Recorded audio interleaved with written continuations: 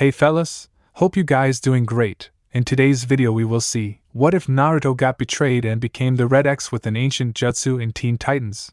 Part 5.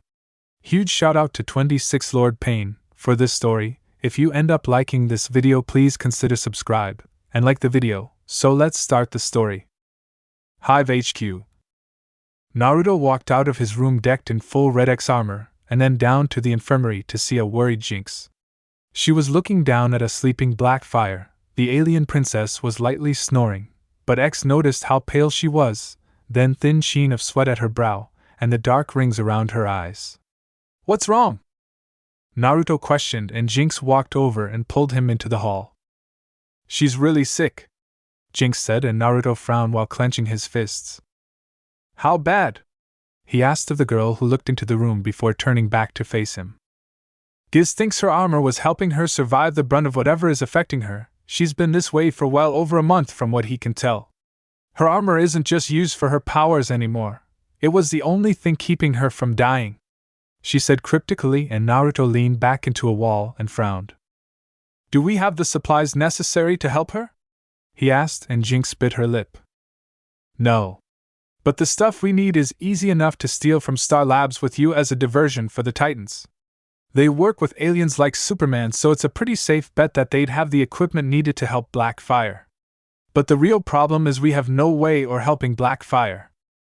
We don't know what she's got or how an antidote would affect her unless we had another Tamaranian around," Jinx said, then reminded, and you could see Naruto knitting his brow together deep in thought. "Starfire is her sister, could she help?" Naruto questioned, and Jinx blinked then nodded her head. "Close relatives often have the same blood type, and she and Blackfire are near identical physically, so yeah. But how are we going to contact her when we need you to be a diversion for the Titans so we can get the equipment?" Jinx questioned, and Naruto nodded his head, then tilted to one side to look at Blackfire, and narrowed his eyes. "I'm the one who beat the hell out of her. I'm probably the one who really damaged her armor, and I'll figure something out even if it kills me," he said firmly while Jinx gave him a look. "You didn't cause this, Temp. Her armor was nothing but a crutch. This still would have happened to her eventually whether you beat her up or not," Jinx stated with a frown while poking Naruto in the chest. "Alright.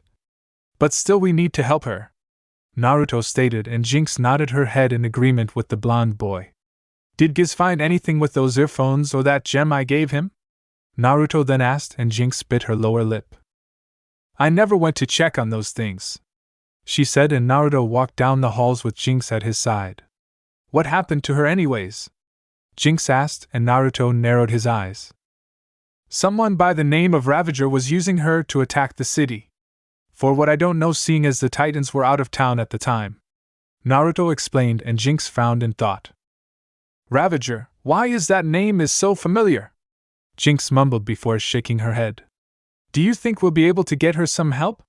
Jinx asked, and Naruto frowned beneath his skull mask before looking to her. "If we don't help her, who will? The Titans don't exactly have the equipment to help her, nor does any hospital in the city," he asked, then explained to the girl plainly, and Jinx frowned. "The Titans have connections with Star Labs though. They could get help for her easier than we could," she offered, and Naruto nodded his head. "And then throw her in jail. She's biologically too frail to be in a germy environment like that for too long, Jinx. The only one who would fight for her freedom would be Starfire and maybe Raven. The other three wouldn't understand how much of a handicap a weak immune system really is for her," Naruto explained, and Jinx let out a sigh before agreeing with the masked boy. "Heroes never really think about what they're doing, do they?" she commented, and Naruto shrugged his shoulders. "They don't until they see who they've caught. Sometimes the run-of-the-mill thief they throw in jail is a father trying to feed his family. What do you do when you find a criminal who can't do anything else but be a criminal? That's one of the reasons that I'm not a hero anymore. Too many morals and rules you have to follow," Naruto explained, and Jinx blinked a couple times before looking at him strangely. "You were a hero?" she asked, and Naruto nodded his head. "When?" she asked, and Naruto rolled his eyes. "Before you or the others met me. I was always trying to be a hero, to save people and protect the ones I loved. Came to find out they were all lying to me, or in my ex-girlfriend's case, cheating on me with that Team Sasuke," Naruto explained, and Jinx plainly gawked at him for a moment. Someone would willingly cheat on you for that pretty boy bastard? She asked incredulously, and Naruto nodded his head with a smirk at Sasuke's expense. He really liked Jinx. Who? Maybe I can hex her into outer space. Jinx offered with a grin, and Naruto formed a shadow clone. Okay, why did you make two of you? Jinx asked, and Naruto looked to the clone that groaned. Do I have two, Bosu? He questioned, and Naruto crossed his arms. Yeah, I'd rather not head all the way back to my room for a picture, he stated, and the clone muttered under his breath for a few moments before making a hand seal. Kaigenji no Jutsu, the clone called out before a recreation of Sakura now stood before a surprised Jinx. I hate this, the clone said with her voice while Jinx walked up to the clone and then looked it over. She could pass off as my freaking sister, maybe even my twin, Jinx said with obvious surprise, and Naruto actually looked between them and blinked. Jinx and Sakura both had a scarily identical frame, height, and build. Jinx's face was also nearly identical save her slanted cat-like pink eyes and the pink triangles under her eyes and the fact her forehead wasn't as large as Sakura's. Jinx also kept her hair up in horns and covering her brow, but it was obviously near the same length as Sakura's own. Jinx's hair was also a couple shades darker than Sakura's. And last, the only defining feature that separated them beyond clothes was Jinx's light gray skin. I never really noticed that before, Naruto lied while rubbing the back of his neck, having noticed when he first met Jinx but never thought it wise to bring it up. Jinx, however, was looking at the clone disguised as his former girlfriend with annoyance. I bet he did notice, and that's why he doesn't notice that I like him. When I meet her for real, I'll send that cheating no-good pink-haired. Wait, I have pink hair. I bet she dyes hers, Jinx thought to herself with obvious annoyance, and Naruto cleared his throat to get her attention. Let's head on to see Giz now, he said before nodding to the clone that gave a relieved sigh before poofing out of existence. How do you shape-shift like that? Jinx asked, and Naruto chuckled nervously. It's called a Kaigenji, or shadow transformation, because like Kagebunshin, the transformation is solid. It's the only way I know how to do it. I actually recreated the technique on my own without even knowing it, Naruto explained, and Jinx made an O with her mouth before walking with him into Gizmo's lab to see the tiny terror dissecting the earphones. I've got good news and bad news, he said, surprising the two until they saw him smirk and point up. Looking up, they saw a camera, and Naruto frowned when he then noticed a screen in front of Gizmo. Hey, why do you have to ruin my fun, Giz? He questioned with a frown, and Gizmo snickered. Yeah, well, I don't need your fast sneaking up on me all the time, he countered, then turned serious as he held up one of the earphones. Anyways, these little babies are wired to a satellite link up and bounce through half a dozen of them, so I can't find the damn source. I was able to figure out the frequency and found where that was coming from. I then had Kid go and check it out, but it was a dead end as well, Gizmo explained before dropping the earphone, then rubbed his face while Naruto frowned. What's the good news? He asked, and Gizmo snorted. That was the good news, he said, and Jinx and Naruto looked to one another with worried expressions, then to Gizmo as he picked up the jewel that Blackfire had been wearing. This little sucker is the real bad news. It is a high-power focusing unit made to increase Blackfire's powers. But her armor wasn't designed for the amount this thing was putting out and pretty much fried it, hence her current condition, Gizmo explained, and Naruto frowned to himself while recrossing his arms. Jinx looked more than a bit concerned herself. Is there any way to repair her armor then, Giz? The pink-haired luck charm questioned, and Gizmo snorted once more. Not in time to save her health. We need a way to isolate the damn virus, and we need some way of making sure nothing we give her will only make things worse.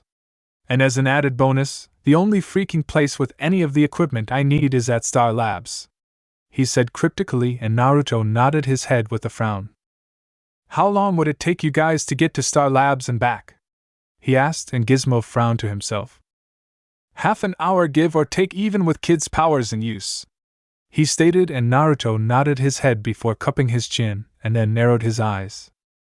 Alright. I'm going to head out to Wayne Incorporated to draw the kids' fire to me. That'll preoccupy them long enough for you guys to get the stuff. I'll just have to pull my punches more than I normally do if I want it to drag on that long. Naruto mused to himself with a frown, and Jinx twitched slightly. It irked her that he was so tough but played with everyone in order to amuse himself. What if they tried to split up? Giz asked with a frown, and Naruto rolled his eyes. The Titans won't be able to take you all on with limited members. So long as I can keep at least Robin and Raven off your backs, you should do fine, Naruto said, knowing if he could get Raven to stay near him for like a minute he could explain what the hell was really going on. Why Raven? I can understand Robin, but is Raven really that much of a threat?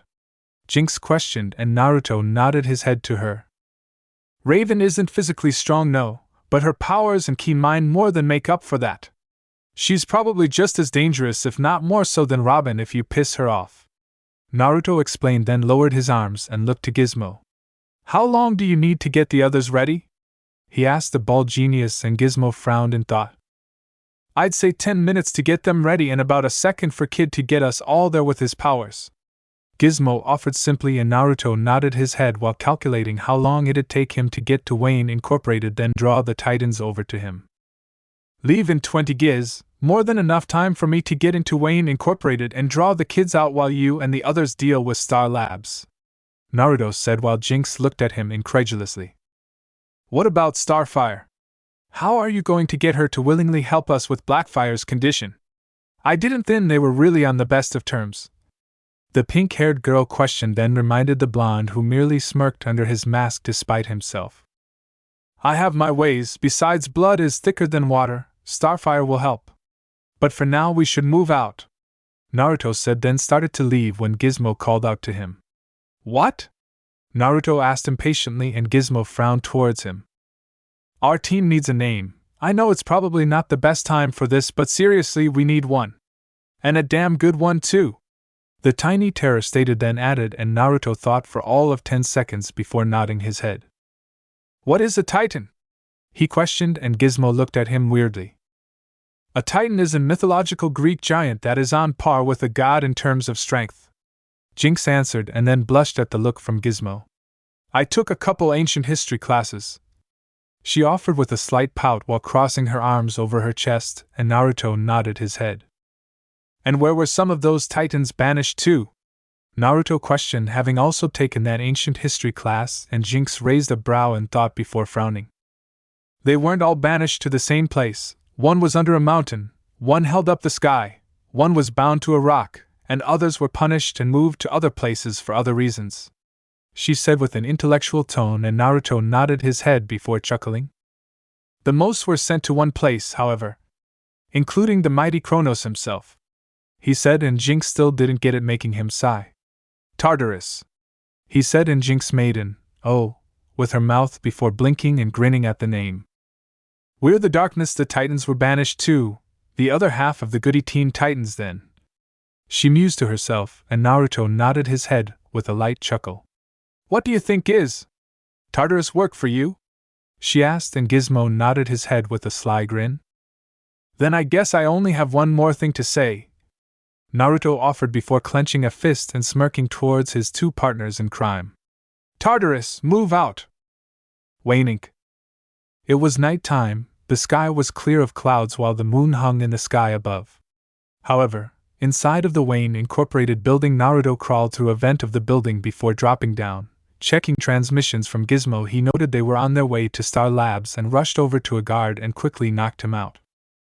Dragging him into a bathroom, Naruto then rushed into the main computer room and hit the alarm, then ran out of the control room and down every hall so the Titans would notice him.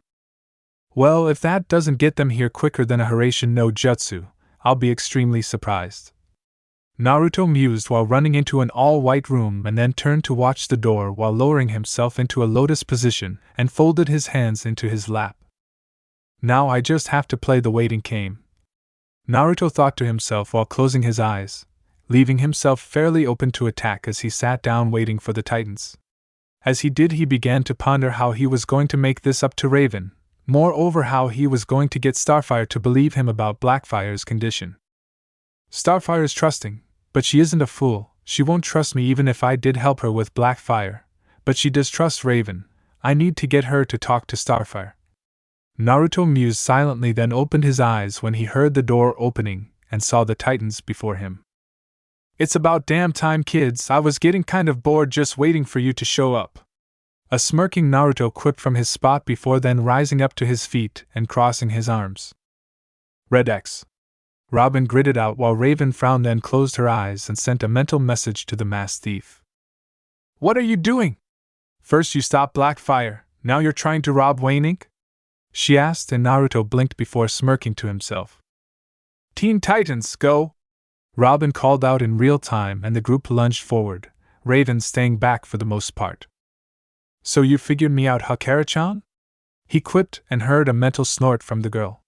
Naruto then dropped low in real time, sweeping Robin's legs out from under him, then throwing him over his shoulder before flipping up into a kick to Cyborg's chin and landing in a low crouch. "It wasn't that hard. Who else calls me that?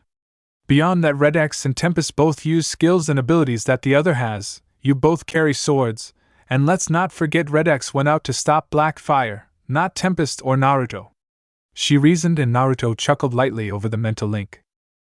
Back in real time, Naruto rolled out of the way as Starfire hurled numerous star bolts at the skull masked thief, though inwardly he noted it lacked any of the normal power, and easily blocked them with his gauntlets. "All true, however, I have some seriously bad shit going down at my place. Blackfire is really sick," Naruto said, and Raven frowned visibly. BB then lunged at Naruto, the thief nearly groaning as all he had to do was roll under the green teen, then fire a sticky X at the boy, holding him down before he tried to escape from the red goop. "How bad?" she asked while Naruto slowly lowered back into a fighting position with Robin lunging at him with a roar. "She might not make it," he said, and Raven's eyes bolted open in shock. Robin, however, was unaware of the chat as he pulled out a pair of batarangs and then slammed them together, forming them into a broadsword with two edges, much to Naruto's shock. "That's new," Naruto commented, and Robin smirked as I swung the blade at the thief, only for him to quickly dodge then flip back. "I made it after you last used that sword of yours. I figured it's best to be prepared for any situation," Robin said with a smirk while Naruto rolled out of the way of another slash while pulling his own sword from his back. "Really? I'm flattered, Chuckles. You made that just to take on little old me?" Naruto quipped with an obvious smirk in his tone, angering Robin further and making Raven frown towards her boyfriend. "Are you trying to piss him off?" she questioned while looking around for something to throw at Naruto, noting he'd picked a room with little other than the floor tiles or walls around them she could try. Naruto wasn't able to answer her immediately as he blocked another slash from Robin, and both held then blades firmly against the others. "When he gets angry, he gets sloppy," Naruto reasoned, and Raven blinked then rolled her eyes, wondering how everyone knew that but Robin. The girl then smirked to herself while reminding herself she couldn't appear to be staying out of the fight, and held up both of her hands. "Azarath, Metrian, Synthos!" Raven then called out while flinging several of the tiles from the floor towards Naruto. The blonde cursed while rolling backwards, away from Robin as the tiles nearly hit him. Raven moved the tiles up quickly at this to avoid hitting Robin, and then brought them down towards Naruto. The skull masked thief inwardly cursed while dodging the barrage of tiles, then lunged at Raven. "Sorry about this, Kara-chan," he thought to himself as he moved his left hand in front of Raven, and an X flew out to wrap around her head, making her glare at him. "I hope you know that I will get you for this," she said to the blonde thief while said thief flipped away from her, narrowly evading a shot from Cyborg's sonic cannon as he then landed in another low crouch. "Yeah, I know, Kara-chan. How about I give you a night on the town as payment?" "My treat," Naruto offered, and Raven rolled her eyes at her. "Semi-boyfriends. Rather odd sense of humor." Said blonde was currently evading a combo attack from Cyborg and Starfire. The girl was carrying the Tin Man as he rained down a barrage of sonic waves towards the thief. Naruto eventually came to a wall, then smirked as he ran up the side of it, Cyborg gawking as he did so. "Holy shit! He really is a ninja!" he exclaimed just as Naruto flipped off the side of the wall and fired an X at him, the X wrapping around his arms before Naruto then spun into a roundhouse to Starfire. This knocked Cyborg out of the alien princess's arms and to the ground, while the girl herself spun in the air for a bit while Naruto landed in a crouch and looked towards a snarling Robin. While your offer sounds nice, how is that any different from our usual Saturdays? Raven quipped while pretending to struggle with the X on her mouth. She knew it was essentially futile to try and remove it herself anyway, seeing as it had a form of glue on the underside that hurt like hell when they peel it off.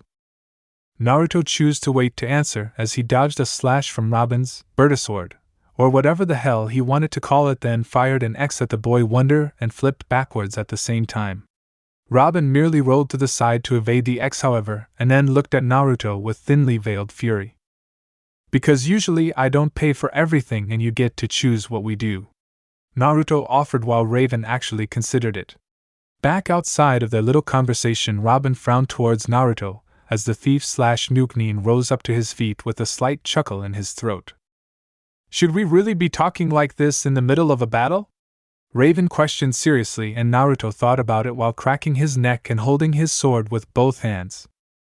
Probably not, but it makes things way more interesting, he offered before lunging forward and swinging his sword at Robin, the two teens' blades coming together with a clang before then slashed, their swords grinding into one another as Naruto kicked out at Robin, the boy wonder flipping back to avoid his attack. That it does, but you're fighting me and my friends, she admitted, then reminded while Starfire flew down at Naruto and threw her fist at him with a powerful punch. Naruto quickly blocked the red-haired girl's attack, however, with his gauntlets, skidding back, then spun into a roundhouse kick. Starfire was sent flying back and then found an X coming at her and attaching her to the wall, making her pout as it happened to her yet again. Come on, Kara-chan, nothing about our lives is simple. Why should our relationship be any different? Naruto reminded, and Raven reluctantly conceded to the masked thief's point on that front, and then decided to consider his offer for Saturday. However, back in the fight between Naruto and the Titans, Robin and he were the only two still able to move, let alone fight, as they stared one another down. You're using more of the functions of your suit than your own abilities tonight. Why? The boy wonder noted, then questioned with a frown, and Naruto merely shrugged his shoulders in response. Not everyone wants to show off their special little powers all the time, kid. I've got to keep some things a surprise for you Titans, or our little rendezvous will start to get boring, Naruto quipped, and could easily see the scowl on Robin's face as he then lunged forward at Naruto, the blonde grinning as he spun his sword and their blades locked together once more. Really now? Why do you say that, kid? Naruto questioned while flipping the blunt side of his blade to lean against his shoulder. Not sure actually, it just seems like it, Robin said as he jumped into a slash, bringing his sword down on Naruto, who easily blocked, then shoved him back. The boy wonder flipped in the air and landed in a crouch, however, before lunging forward. The boy wonder swung his sword once more as Naruto quickly used his left gauntlet to block the sword, then kicked him in the chest, knocking him back. This is getting old, Chuckles, Naruto commented, seeing as it truly was. Robin's sword style was practically non-existent after all. All he knew was to swing the damn thing, probably having less to no training with one. In response, Robin got back to his feet and looked at Naruto with his eyes narrowing. Oh really? I'll just have to change that now then, won't I? Robin quipped right back at the thief, then actually smirked as he pulled a pair of black knee pads from his belt, then put them on his knees and they shifted open, locking around his legs tightly.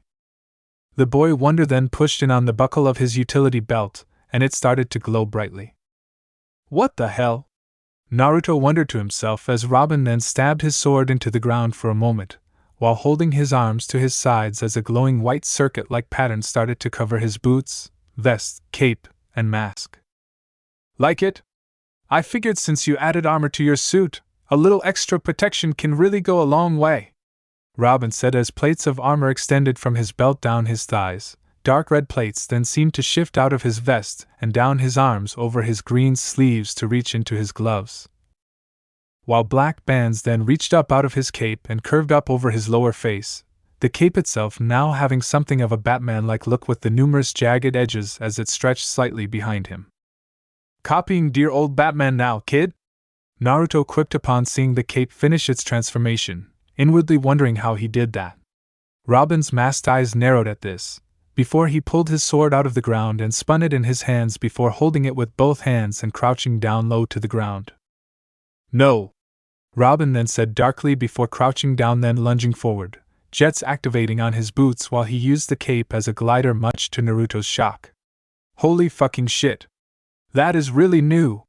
Naruto exclaimed in his mind while Robin then sliced with his two blades and the thief quickly evaded. I didn't think you ever used real weapons, kid! Naruto commented seriously, and Robin turned a glare at him, while slowly crouching down low with his sword held firmly in both hands at his side. I don't, this is designed to stun enemies with a short burst of electricity, he said simply, and Naruto inwardly breathed a sigh of relief. As far as obsession goes, Robin and Sasuke are pretty close to one another. But unlike Sasuke, Robin still keeps his morals intact. The blonde though to himself with a slight smirk on his lips. Did you actually think Robin was going to go cutthroat on you? And as for an answer to your earlier offer goes, yes, I expect to see you Saturday. Raven questioned then said, and Naruto frowned while flipping his sword back and into its sheath. No, but I did kind of think it was odd that the kid is using a bladed weapon. Also, I need you to bring Starfire to our usual meeting place tonight, Naruto said while unlocking the scallops from the sides of his gauntlets and taking a stance. Now who's copying Batman? Robin quipped, and Naruto rolled his eyes. What do you need Starfire for? Raven questioned while Naruto and Robin circled one another, the fully armored boy wonder glaring at the skull mask thief. The two then lunged forward, Robin swinging his blade while Naruto blocked and diverted the sword with the scallops of his gauntlets. Blackfire needs help, she's got a pretty serious illness and we wanted to isolate the illness, then use the blood to see if any antidote we make will make her better or worse. We think that since Starfire and Blackfire are sisters it should work with them. Naruto explained in his mind while Robin jumped into a kick, the skull mask thief rolling with the attack to the side and glaring towards the boy wonder. Alright, I'll see what I can do, Naruto. Raven offered while Naruto inwardly nodded and kept checking his scanner for Gizmo's transmission that they had the equipment from Star Labs. You're awfully quiet now, X, Robin said while looking at the skull mask thief, who chuckled lightly to himself. If I didn't know any better, kid, I'd almost think you like me insulting you, he quipped, and Robin lunged forward with a roar, swinging his sword at the thief once more. Naruto used his scallops to block the attacks easily, then finished with a palm strike to the masked vigilante's chest, sending him skidding back. Kid, I have got to admit, I'm impressed with the new addition to your suit, but Naruto said with a shake of his head, then held up a finger and vanished. He then reappeared behind a surprised Robin, who turned in time for Naruto to slam a fist into his face. Robin gritted his teeth while skidding back, the thin armor taking the brunt of the damage, before he flipped to his feet and glared at the thief. The boy wonder then activated his jet boots once more and spun into a rocket-powered roundhouse to Naruto's head, sending him flying back and into a wall with a grunt, Raven visibly wincing. That had to hurt, she noted, and Naruto groaned while pulling himself out of the wall and thanking Kami that he wore a helmet. What was your first clue? Naruto quipped, and Raven shook her head while Naruto held his arms out as Robin crouched. You're not so badly wounded that your wit has dulled, I see, she commented, and Naruto chuckled lightly in his throat while Robin activated his jets once more, slamming into Naruto then flying up and through the roof.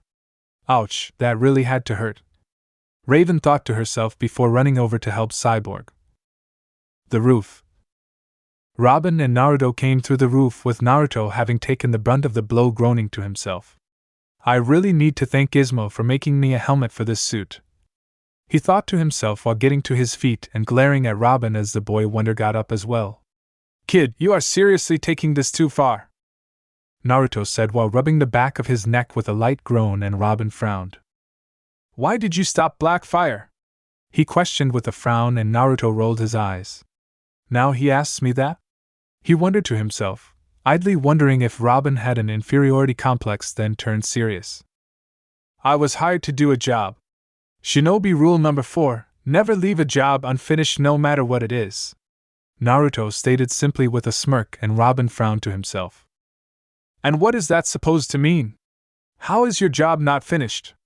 Robin questioned, and Naruto was silent. He didn't need the kid getting involved with him and the others. Heroes weren't supposed to cavort with villains like them after all.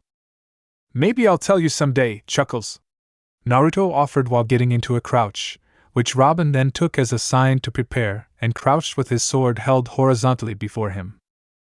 This fight is taking way too long, Naruto mused while the scallops folded back into his gauntlets, and the skull-masked thief took a few calming breaths.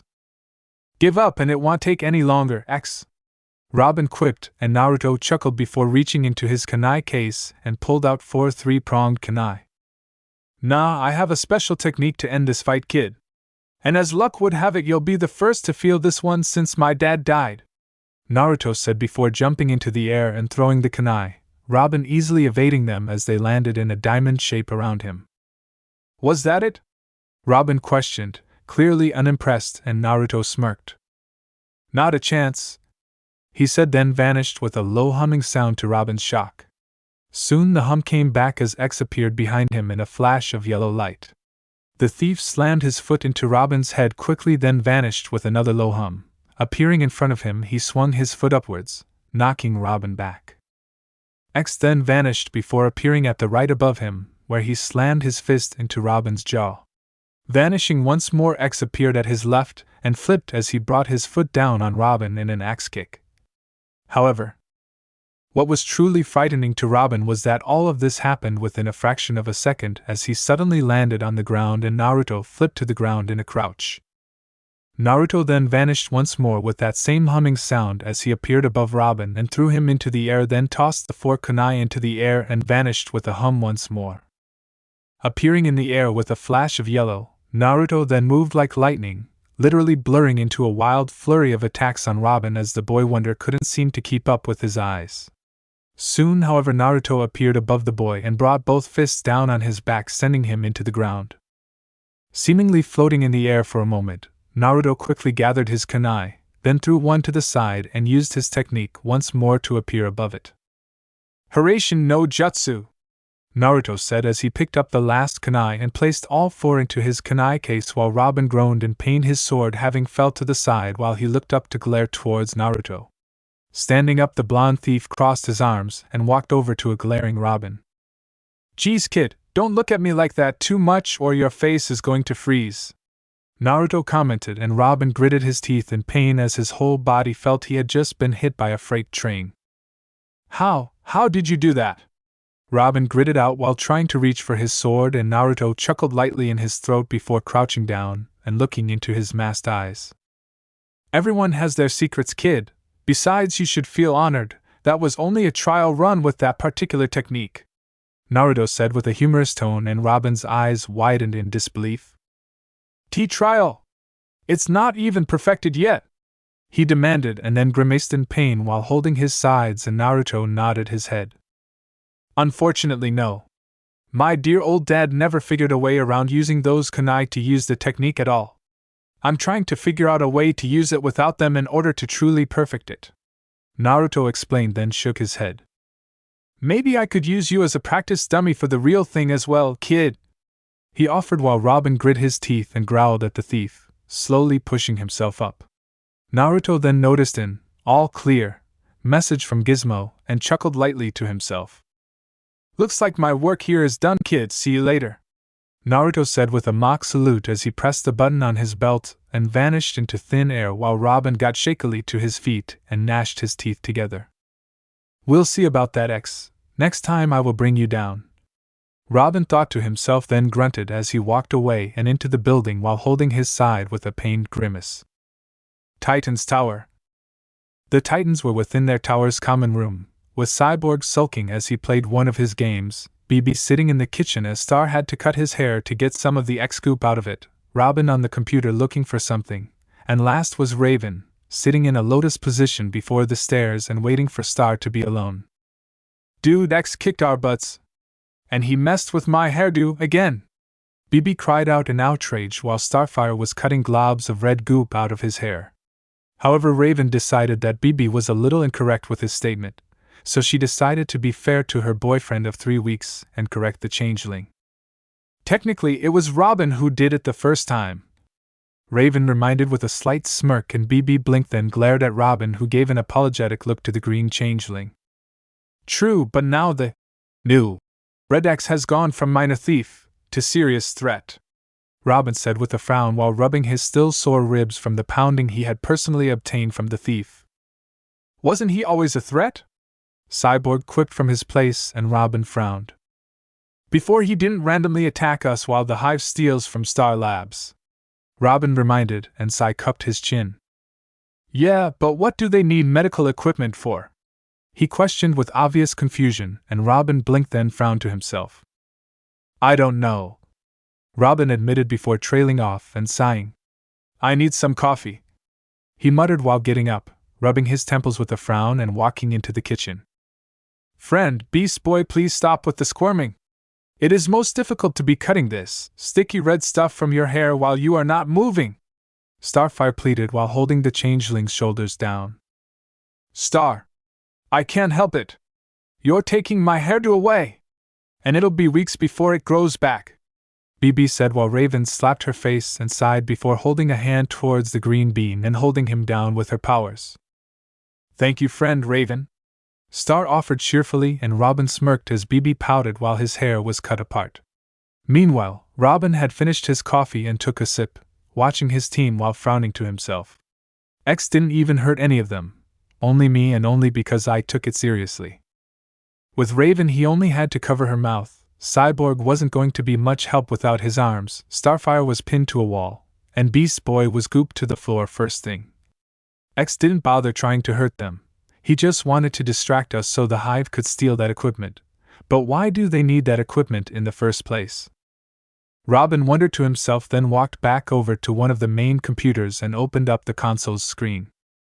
There you are, my friend. I hope I have managed to repair your damaged hair, Starfire said cheerfully, and Cy, Rob, and Raven looked towards the changeling, seeing Starfire had managed to make a shorter version of his normal hair. Thanks, Stare, BB said while looking in a mirror, then put it on the kitchen counter and walked off, past Raven and into the tower. Little dude is taking this pretty hard, Cy said simply, and Robin frowned. How would you feel knowing you were taken out first, and with the equivalent of gum no less? Robin asked of his metallic friend, who grimaced. Like a fly stuck to the bottom of someone's shoe, he mused, and Robin blinked. That was actually a very good description of what happened to BB. As the boys had this little chat, Raven stood up and walked over to where Starfire was cleaning the green hairs from the floor. Here. Raven sighed out. Using her powers, she easily cleaned the hairs up, and Starfire smiled to her female friend. Thank you, Raven, she said, and Raven leaned close to the girl.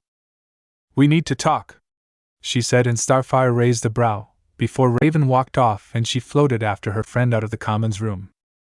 What is the matter, friend Raven? Did something happen between you and your friend who is a boy? Starfire questioned innocently of the younger girl, while they continued walking through the tower, and Raven inwardly twitched. No. He and I are just fine, Starfire, Raven said with a slight blush, and Starfire smiled brightly to her friend.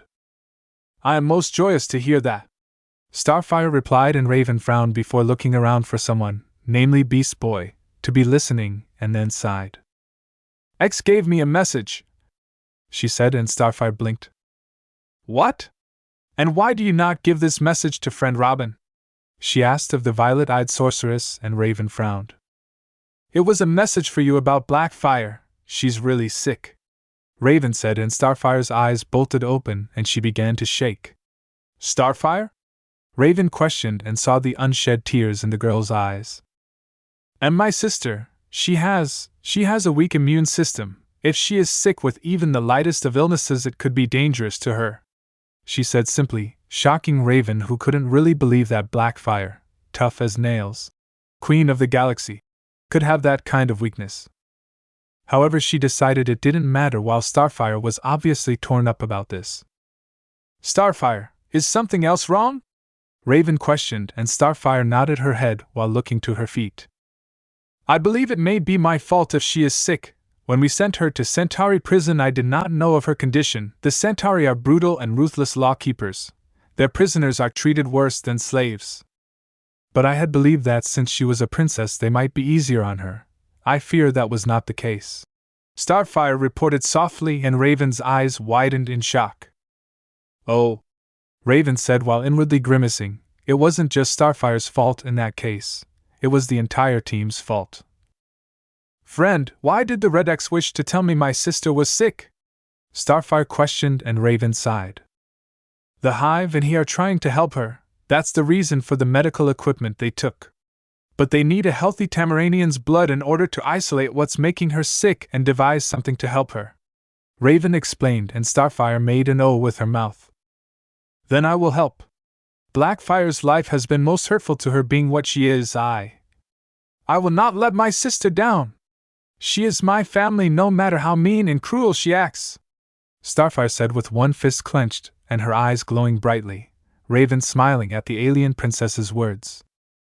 Then hang on, Starfire, Raven said while swinging her cloak, the two girls vanishing into the shadows as they did. The two soon reappeared on top of a bookstore. Raven, looking around, spotted Naruto leaning back into the entrance to the roof. Sorry I'm late, Raven offered to the blonde thief, and Naruto frowned under his mask, then stood up straight with his arms at his side. Blackfire took an abrupt turn for the worse. I had to use some of my healing techniques just to stabilize her. We need to move, now! With that, Naruto walked over to the two and placed his hands on their shoulders before they all vanished. The three then reappeared in Tartarus's infirmary, Blackfire on a bed with her armor removed, her black clothing still on, however. And as soon as Starfire saw how pale her older sister was, she gasped. Sister! Starfire called as she bolted over to the girl and held her older sister's hand in her own. Will she be alright?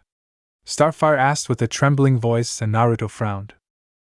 We can't lie, we're not sure, Naruto said, then tapped on the door to the room behind them, and it opened to show Jinx standing in the hallway with her arms crossed. I'll never know how you managed to arrange all this shit, she said with a shake of her head while walking into the infirmary, and Raven kept her mouth shut about her and he dating. She knew that if it got out to Starfire, hell would be brought down onto her at the tower. Either by a furious Robin, an annoyed cyborg, a teasing beast boy, or even the ever-helpful Starfire wanting to help her with her dates or clothes or something. Plainly, she didn't want any of that. Jinx, where's Giz at? Naruto asked, and Jinx sighed. He'll be back soon. He's trying to see if he can cook up a way to fix her armor faster, but it's not looking too good. Also, getting her out of that armor in the first place was a real bitch, Jinx said, then added before glaring at the thief, who chuckled nervously. You owe me big time for all this shit, she then stated while poking the thief in the chest, and Raven smirked at the two before turning serious. Exactly what's wrong with her? Raven asked while walking over to look at Blackfire with Starfire. We're not sure exactly.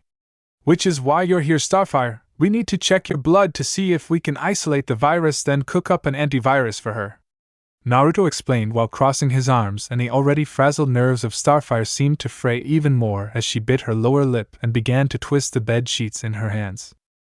Jinx then cleared her throat, and the alien princess looked to the pink-haired girl to see her motioning to a second bed. Starfire, could you lay down here so we can take the blood? You might feel a bit woozy after we take what we need, Jinx asked, and Starfire nodded while walking over to the bed and lying down.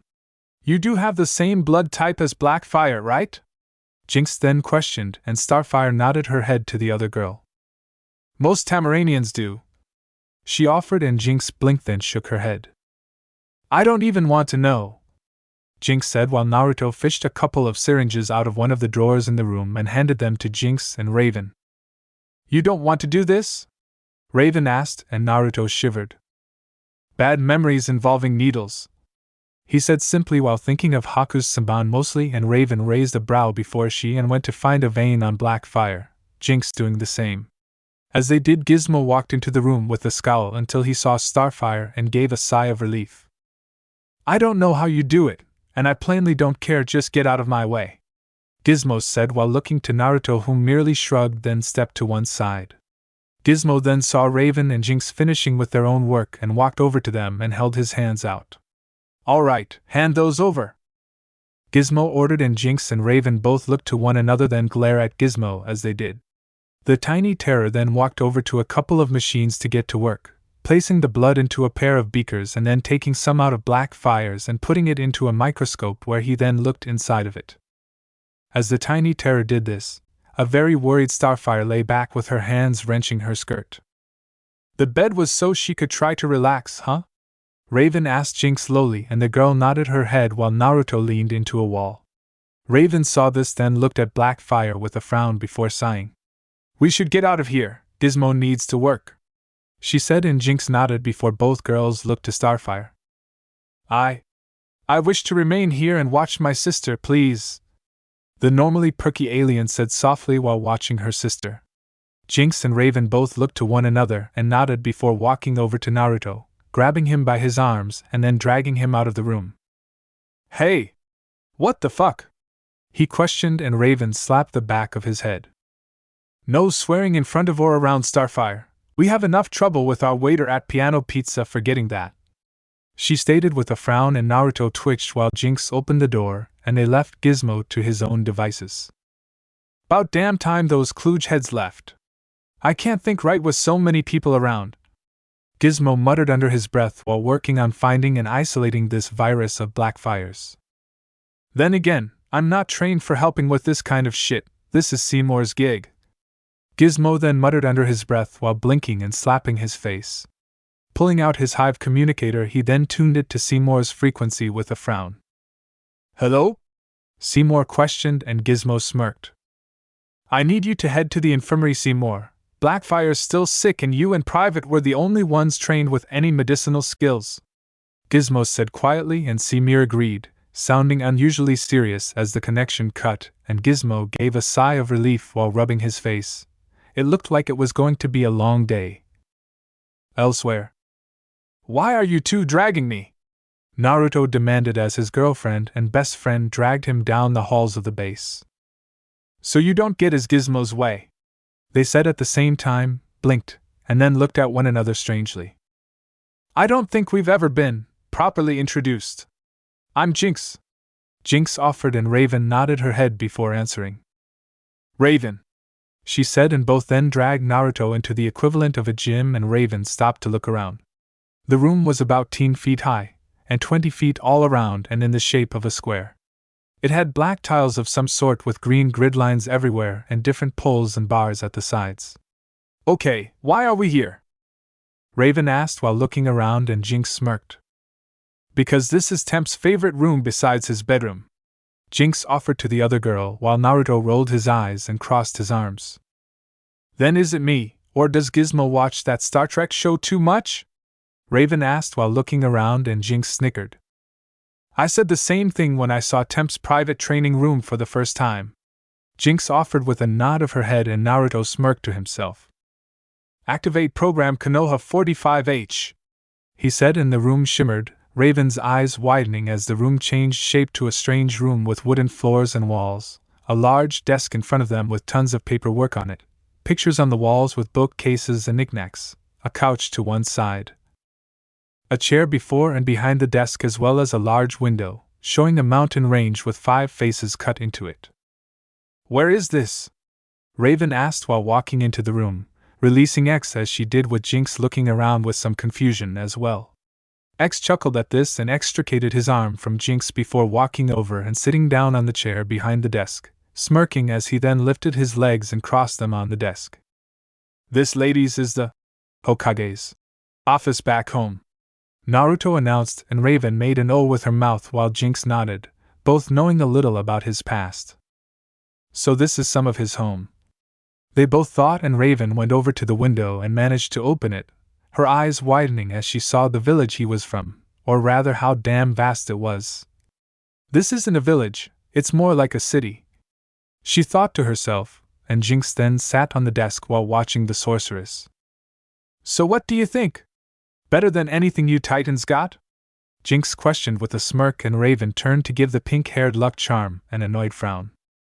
It's better for some scenarios, like training to keep things from being destroyed, Raven admitted, then thought they could really use one of those, seeing as they did cause a lot of collateral damage. But what else is it good for? Raven then asked, and Naruto actually smirked under his mask. Computer. Activate program Modality 78 and pause, he said, and the room shifted once more, changing to a dark cavern with Jinx falling from the desk and muttering under her breath, only to look up and shiver.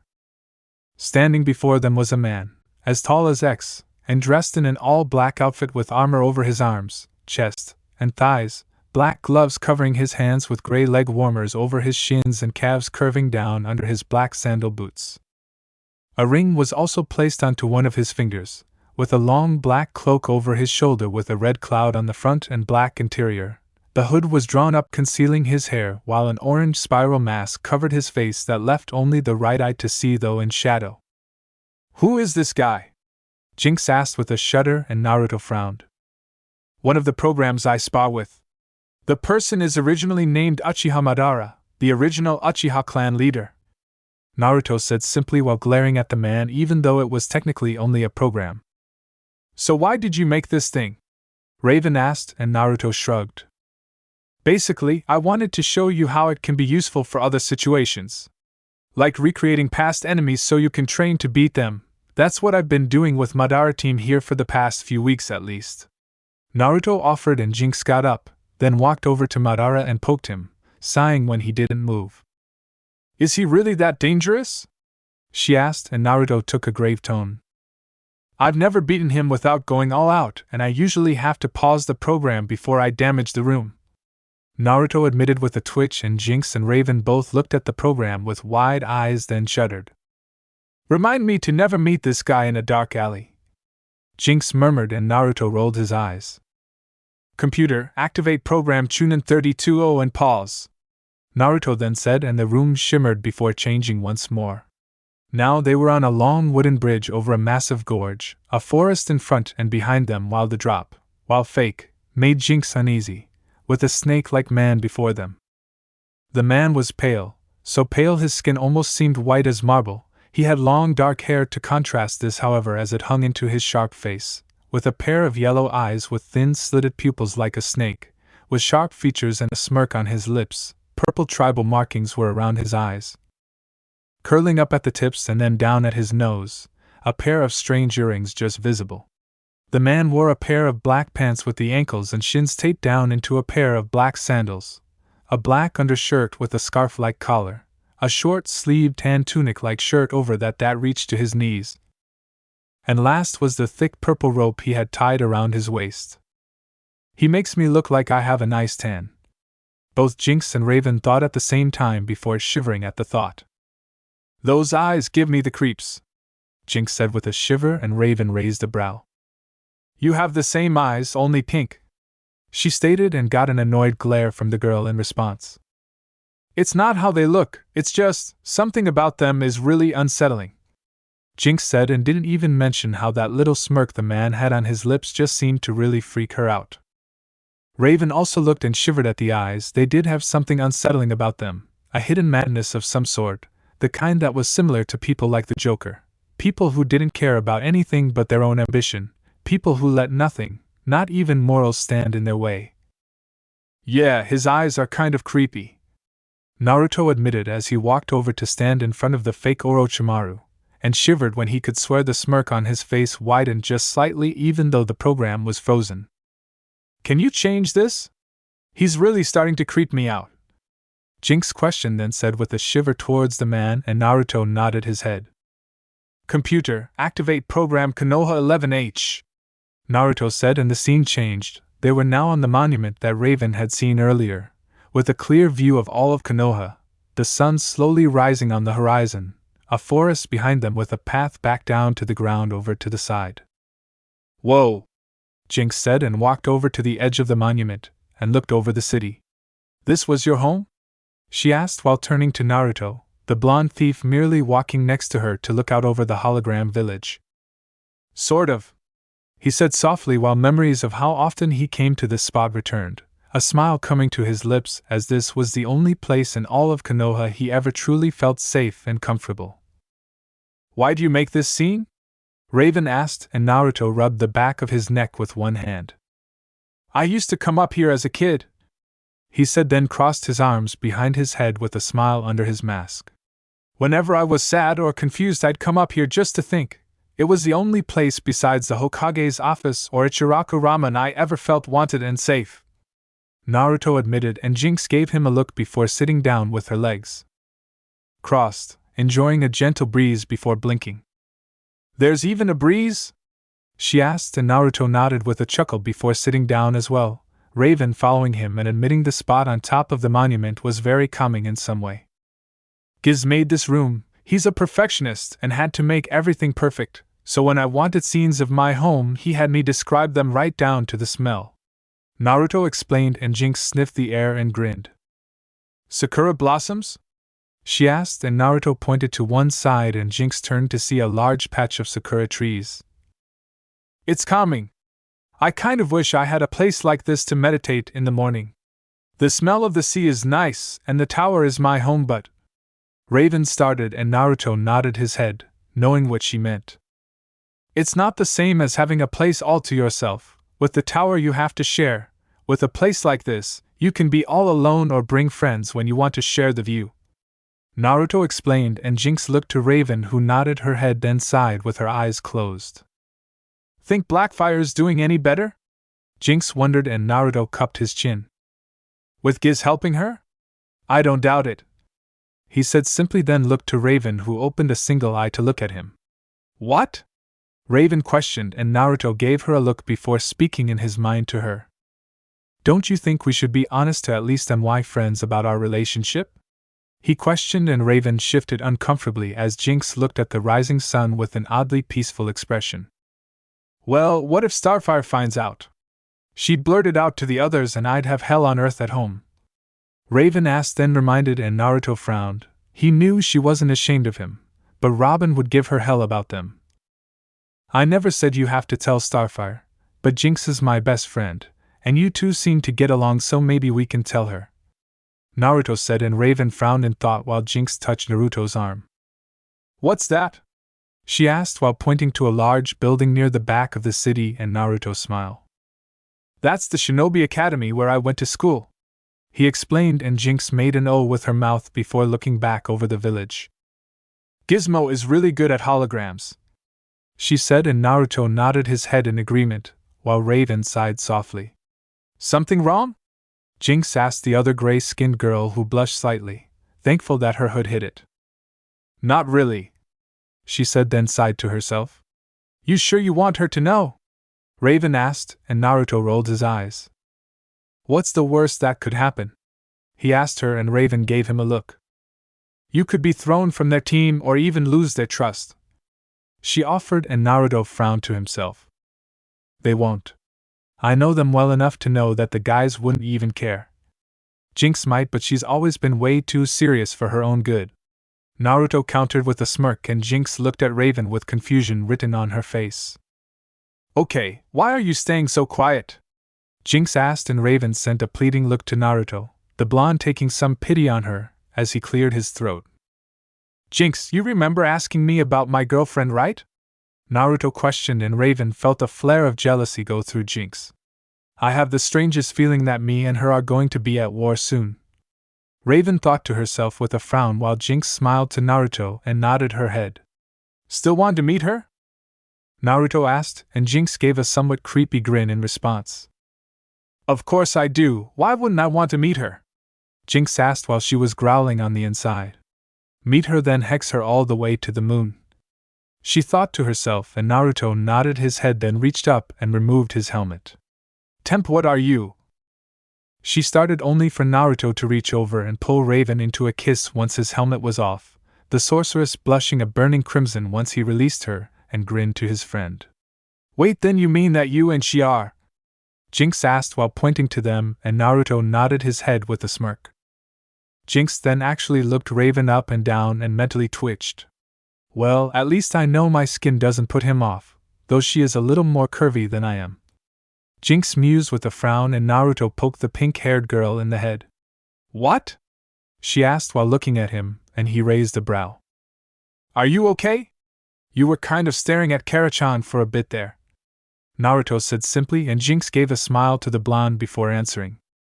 Yeah, it's just kind of weird. She started, then grabbed him by the front of his suit and dragged his face close to hers. Now then, are you nuts? She demanded, and Raven sighed, having known this was going to happen. You're dating one of the Titans. She's the fucking enemy and you're dating her. Are you stupid or just plain old crazy?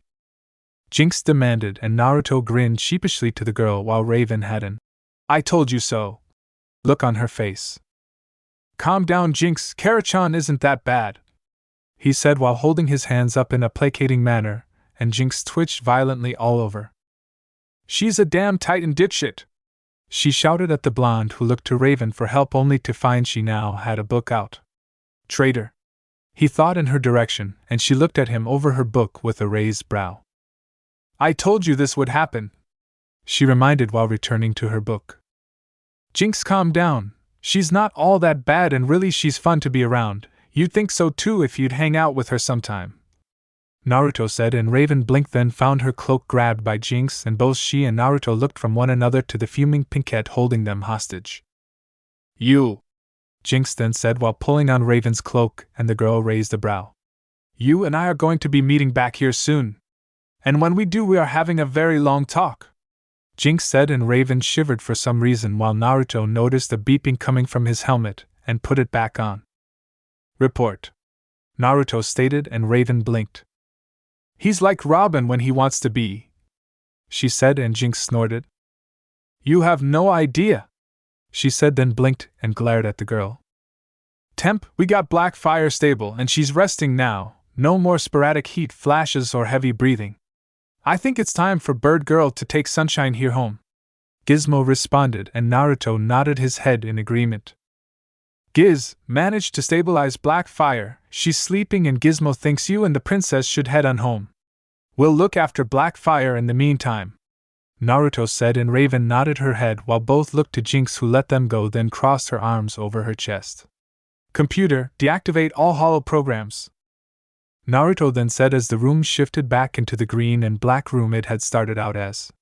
The blonde thief then walked out of the room and led Raven back to Starfire, where the girl was still looking to her sister worriedly. "Star," Raven said, and the redhead yelped, then looked to her violet-haired friend. "Yes, friend Raven?" Starfire asked, and her friend sighed. "We need to head home," she said, and Starfire looked back to Blackfire. "See, can I return to see my sister tomorrow?" Starfire pleaded, and Raven looked to Jinx, who sighed. "Fine," she allowed, and then grabbed Raven's cloak. "Then we're having out talk tomorrow," Jinx said simply, and Raven nodded her head slowly, then walked over to Starfire, who was far too worried to comment on what just happened as Raven spread her cloak over herself and Starfire, both vanishing as she did. "Now then, Temp," Jinx growled, and Naruto muttered a brief "ah shit" in his head. However, a loud banging at their door alerted them to something else, and they all went to check it. Opening the front door of the base, they were surprised to see one Billy Numerous. Billy was strange. He wore a full red suit with a black division sign on a circular white field at his chest, a black belt with red gloves and boots that had black trim and soles, and a pair of black goggles over his eyes with black pads on his ears to hold them on tightly over his red cowl. However, at the moment the boy was panting and breathing heavily, dozens of cuts over his suit with blood seeping through, his goggles partly broken to show one of his bright green eyes. "Holy shit! Billy, what the hell happened to you?" Gizmo called out, with Seymour rushing to help Billy to his feet. "Gee, Gotham! Trouble in Gotham! Billy need help," Billy said, and Naruto looked to Jinx, who shrugged.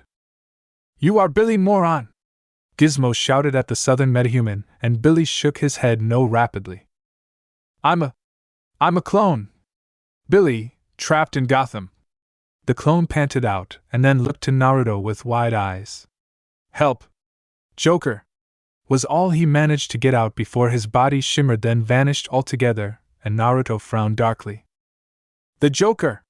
Shit, Billy really got himself in deep this time," Gizmo said, with Jinx nodding her head in agreement before they saw Naruto crossing his arms.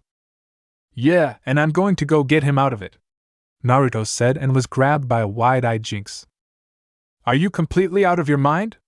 This is the fucking Joker, not your run-of-the-mill villain," Jinx said loudly, and Naruto took hold of her wrists and pulled her hands from his suit. "Billy needs help. I'm not going to let him get total just because of who's got a hold of him. I'll be fine," Naruto said simply, then looked to Gizmo. "I need a ride," he stated, and Gizmo sighed before pulling some keys out of his pocket and tossing them to the blonde thief. I was working on some new vehicles with the junk in the junkyard. Yours is outside hidden in the dumpster," he stated, and Naruto raised a brow before ignoring that and walking out of the base and over to the dumpster, Jinx following him.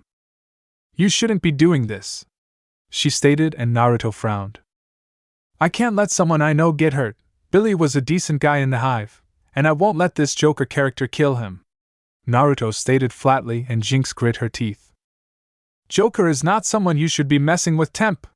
Let alone should you be heading for Gotham of all places," Jinx stated while Naruto pushed a button on the keyring he got from Gizmo, the dumpster opening to show his ride.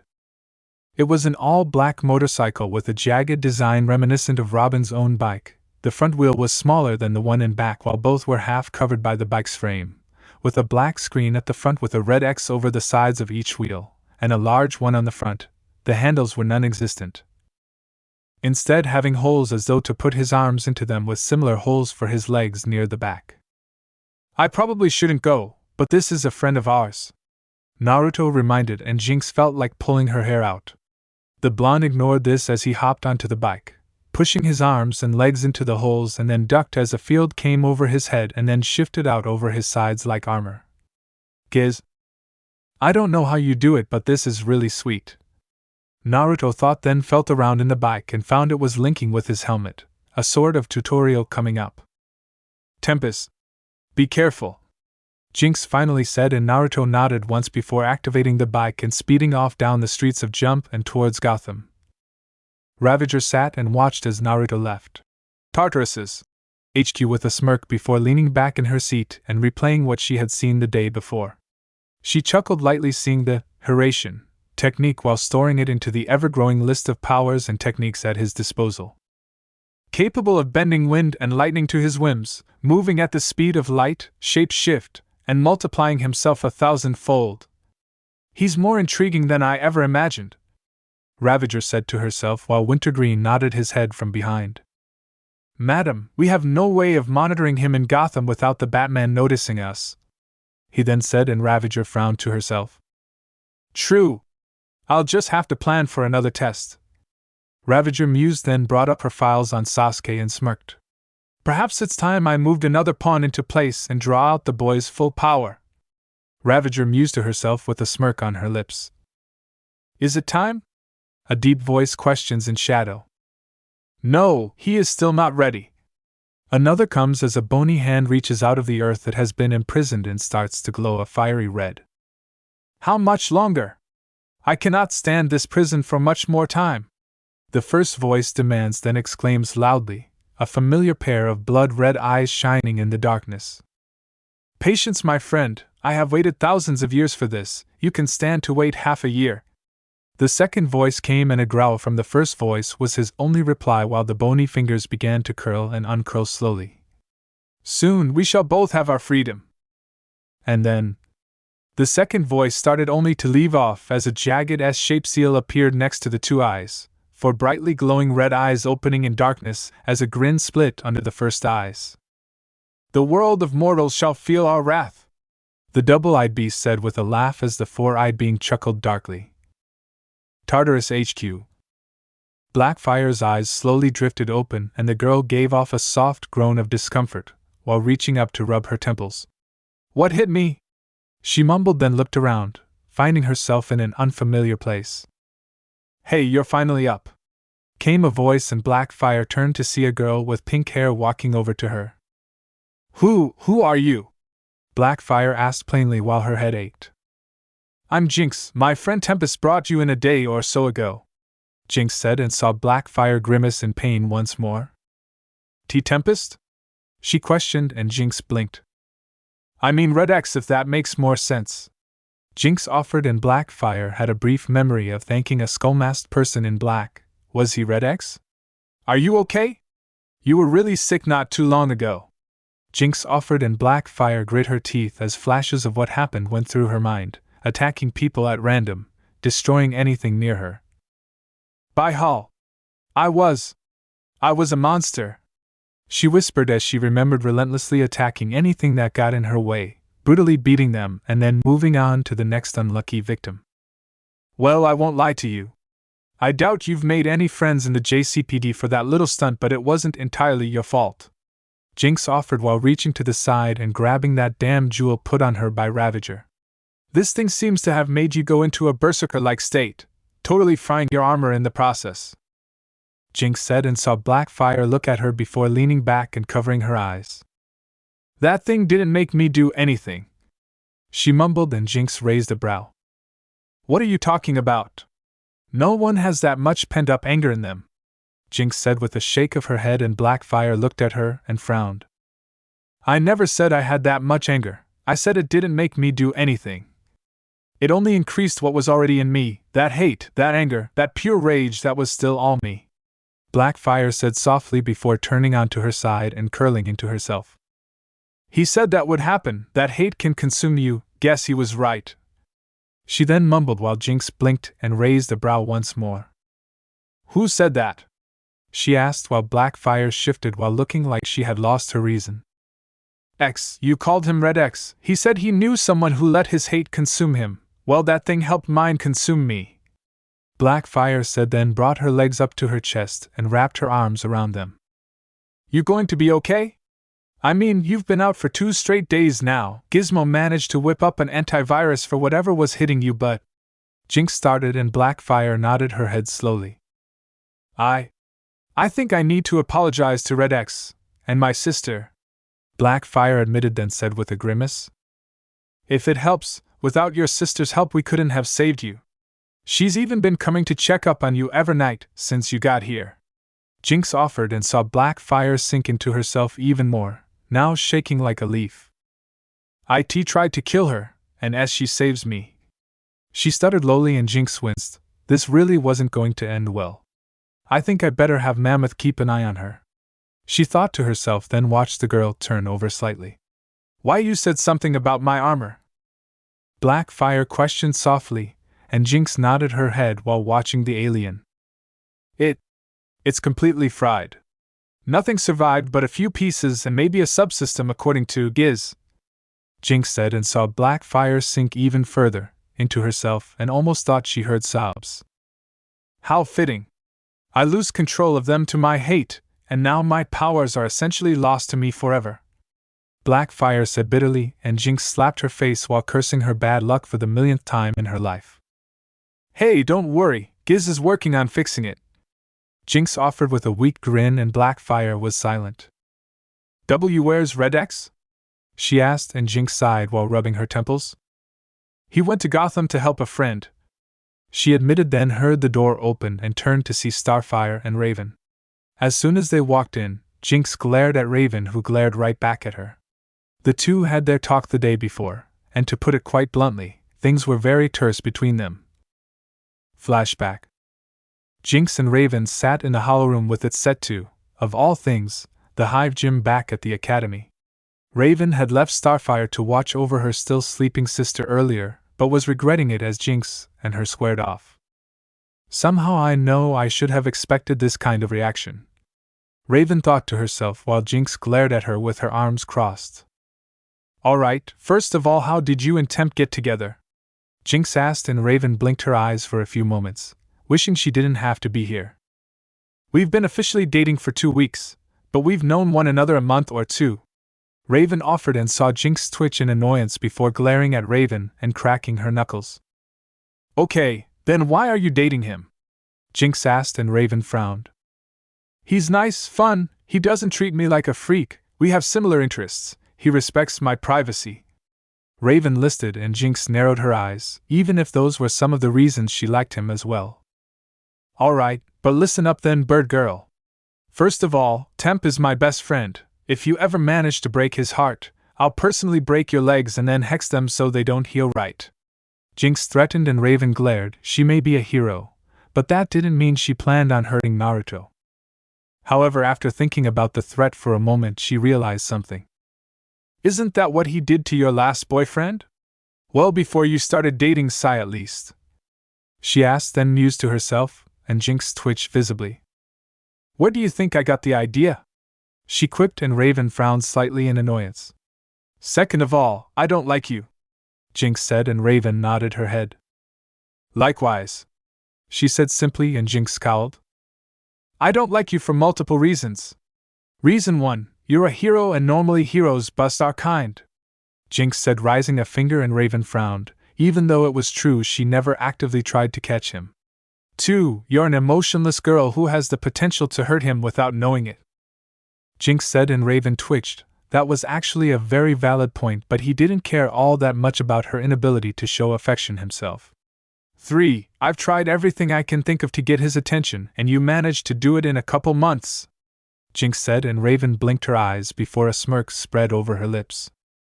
So you're jealous? Now it all makes sense. Raven mused, and Jinx narrowed her eyes on the girl dangerously. Oh yeah, what's that? Jinx asked dangerously, and Raven smirked. You don't like me, but it's only because you're jealous he and I are dating. Raven stated, only for Jinx to pounce her, starting a brawl in the hollow room. This subsequently totaled the room by the end of the day, and had an irate Gizmo yelling at the two who continued to hate one another. End flashback. Continuing to glare at one another, tension suddenly formed in the air. Blackfire actually felt it, and turned to see Jinx and Raven glaring daggers at one another, and blinked. And I thought the animosity between me and Starfire was bad. No, wait, that was mostly me. Blackfire thought, then inwardly admitted with a frown, till she was pulled in a bone-crushing, spine-shattering hug. Oh dear Hall. Does she do this to everyone? Blackfire wondered while gnashing her teeth together in pain as her red-haired younger sister hugged her tightly. Sister! I am most mirthful to see that you are undamaged! Starfire called out happily, Raven and Jinx both turning to see Starfire happily spinning with Blackfire trying to kick her way out of her sister's grasp. Kekorian dar air! Blackfire said, and Starfire stopped, gasped, and then dropped Blackfire back onto the bed. However, the older girl then grabbed Starfire and pulled her down, wrapping her arms around her and holding her in a hug. Much to Starfire's shock, as Blackfire had never once voluntarily hugged her. I'm sorry, the dark-haired girl whispered to her sister, and you could see the tears of joy in Starfire's eyes as she hugged her sister back, only for her to give a pained grunt. I'm most sorry, beloved sister. I sometimes am forgetting my own strength, Starfire said quickly while releasing Blackfire, who fell to the bed panting heavily while placing a hand onto her chest before looking over to Raven. Does she do that to everyone? Blackfire questioned while Starfire blushed with a nervous chuckle and Raven frowned. Yes, she offered, and Blackfire looked at Starfire before shaking her head. How come you're affected by it? Last time you just shrugged it off. Raven asked, then mentioned, and Blackfire grimaced. Last time I had my armor, it took the brunt of being squeezed so hard by her, and then allowed me to use my super strength help to shrug her own strength off as a balance. Blackfire explained, and Raven raised a brow. Why did you need the armor for that? She asked, and Blackfire grimaced. On Tame Ran, I'm called a calm secret. Or in English, Black Curse. I can't absorb ultraviolet radiation without my suit. I'm also physically as frail as a human. Probably why I like this planet. But my weakened immune system is my most detrimental weakness, as you saw. Blackfire explained while rubbing her back with a pained grimace, and Raven frowned to herself. But you used those eye beams of yours when you first came to Jump City without your armor on. Raven mused, and Blackfire snorted while crossing her arms and leaning back into the bed a bit. That was because I still had a decent charge. My armor may focus it, but my body does have the capacity to store some ultraviolet energy. Basically, I had enough energy for one shot with my eye beams. That's why I needed a ride back to your tower afterwards. Blackfire explained, and Raven frowned to herself. Why didn't Starfire mention a handicap like that? Unless Blackfire was too proud to tell her. Raven mused, then concluded as she then glared at Jinx once more. Sister, is that also why you turned purple for 2 days during your time of the transformations? Starfire asked, and Blackfire slapped her face, Jinx busting out laughing at the thought of a purple girl, while Raven held back her own laughter. Starfire! I didn't turn purple for 2 days, Blackfire said in a deadly tone, and Starfire tilted her head in confusion. But in your transmission from the Venzo Temple on Tyrus 3, she started and saw an annoyed glare from Blackfire, who crossed her arms over her chest. I repeat, I didn't turn purple for 2 days. I grew purple scales, Blackfire said, and Jinx stopped laughing, then looked at her with a gaping jaw. And it wasn't for 2 days, it was for 2 weeks. Blackfire grumbled, then shivered to herself while rubbing her arms up and down. Ever tried shedding your skin? I personally don't recommend it, Blackfire then said with another shiver of disgust, and Jinx did as well, not liking the idea at all. But sister, in your transmission you said you changed for 2 days, not 2 weeks. Starfire offered, and Blackfire rolled her eyes once more. I lied, Starfire. I didn't think it was really all that important how long I was changed for, and Father Dearest didn't even care. The only reason I ever learned any martial arts was because he didn't want a weakling for a child, Blackfire said, and Starfire pouted, inwardly remembering the 2 weeks of transformation she went under and thinking that would have been very helpful to her. Knowing that Blackfire had also grown scales would have been as well, though what her father did to her sounded very cruel. So, nothing else changed? Starfire asked, and Blackfire glared at her before sighing to herself and leaning back once more. I had claws, that's it. I was scaly and had claws, Blackfire said simply, then took a thoughtful look on her face. I think I also ate something like a muckworm, but she then added, and Jinx looked to Raven, completely lost, only to see a similar expression on the sorceress's face. We're going to leave you two alone to catch up for a while, Jinx said as she and Raven walked backwards and out of the room, while Blackfire mentally groaned as her sister then hovered over her, literally, and continued to ask her questions and make sure she was well. Inwardly, Blackfire realized just how annoying Starfire really was. Outside of the room, Raven and Jinx sighed in relief before walking down a hall next to one another, the tension returning. So, where's X? Raven asked offhandedly, not knowing if Jinx knew his real name. He's on a trip, Jinx supplied while crossed her arms and inwardly smirking to herself. Just cause you're his girlfriend doesn't mean you get to know everything, and when we manage to do something that has my team fighting yours, I'm going to be taking you down, Jinx thought to herself with a devious little grin before frowning to herself. Wait, I can't do that. If I did, Tempest will never forgive me. And I already know he'll never cheat on her, so. Jinx frowned to herself as she tried to think of some way to separate Raven and her friend, while the empath smirked as she heard every word. Gotham City. At first, anyone would gawk to see the city. The towering buildings of stone and steel surpassed anything in Jump City to date, the industrial buildings strewn about it casting a fog in places all around, people on the streets either walking by, going about their business, or heading to work. However, on the flip side, it was also quite rough. Some of the older buildings were collapsing, people were huddled together for warmth on the streets with fires started in trash cans, children playing in the roads, and one could almost swear that you were being watched as you walked down a simple street and past alleys. Naruto walked down the streets of Gotham with a frown, a kegahenge over his form making him appear as his normal self in civilian clothes. It appeared that some of his old self would never leave him. One such thing was his spur-of-the-moment decision to go to Gotham and help Billy. I may not be dense, but damn am I stubborn.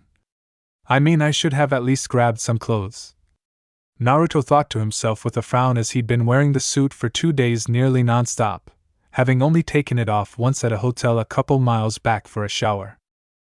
However, looking around, Naruto saw why there were so many heroes in Gotham besides Batman. The Dark Knight really needed all the help he could get with this place, that was for certain in his mind. Not that I'm here to help, of course, Naruto inwardly reminded while a kid ran past him, playing with another child with toy guns that sounded almost too realistic for his taste. Frowning slightly, Naruto walked further down the streets while trying to think of how he was going to find Billy. It wasn't like he could ask around for the Joker by name after all.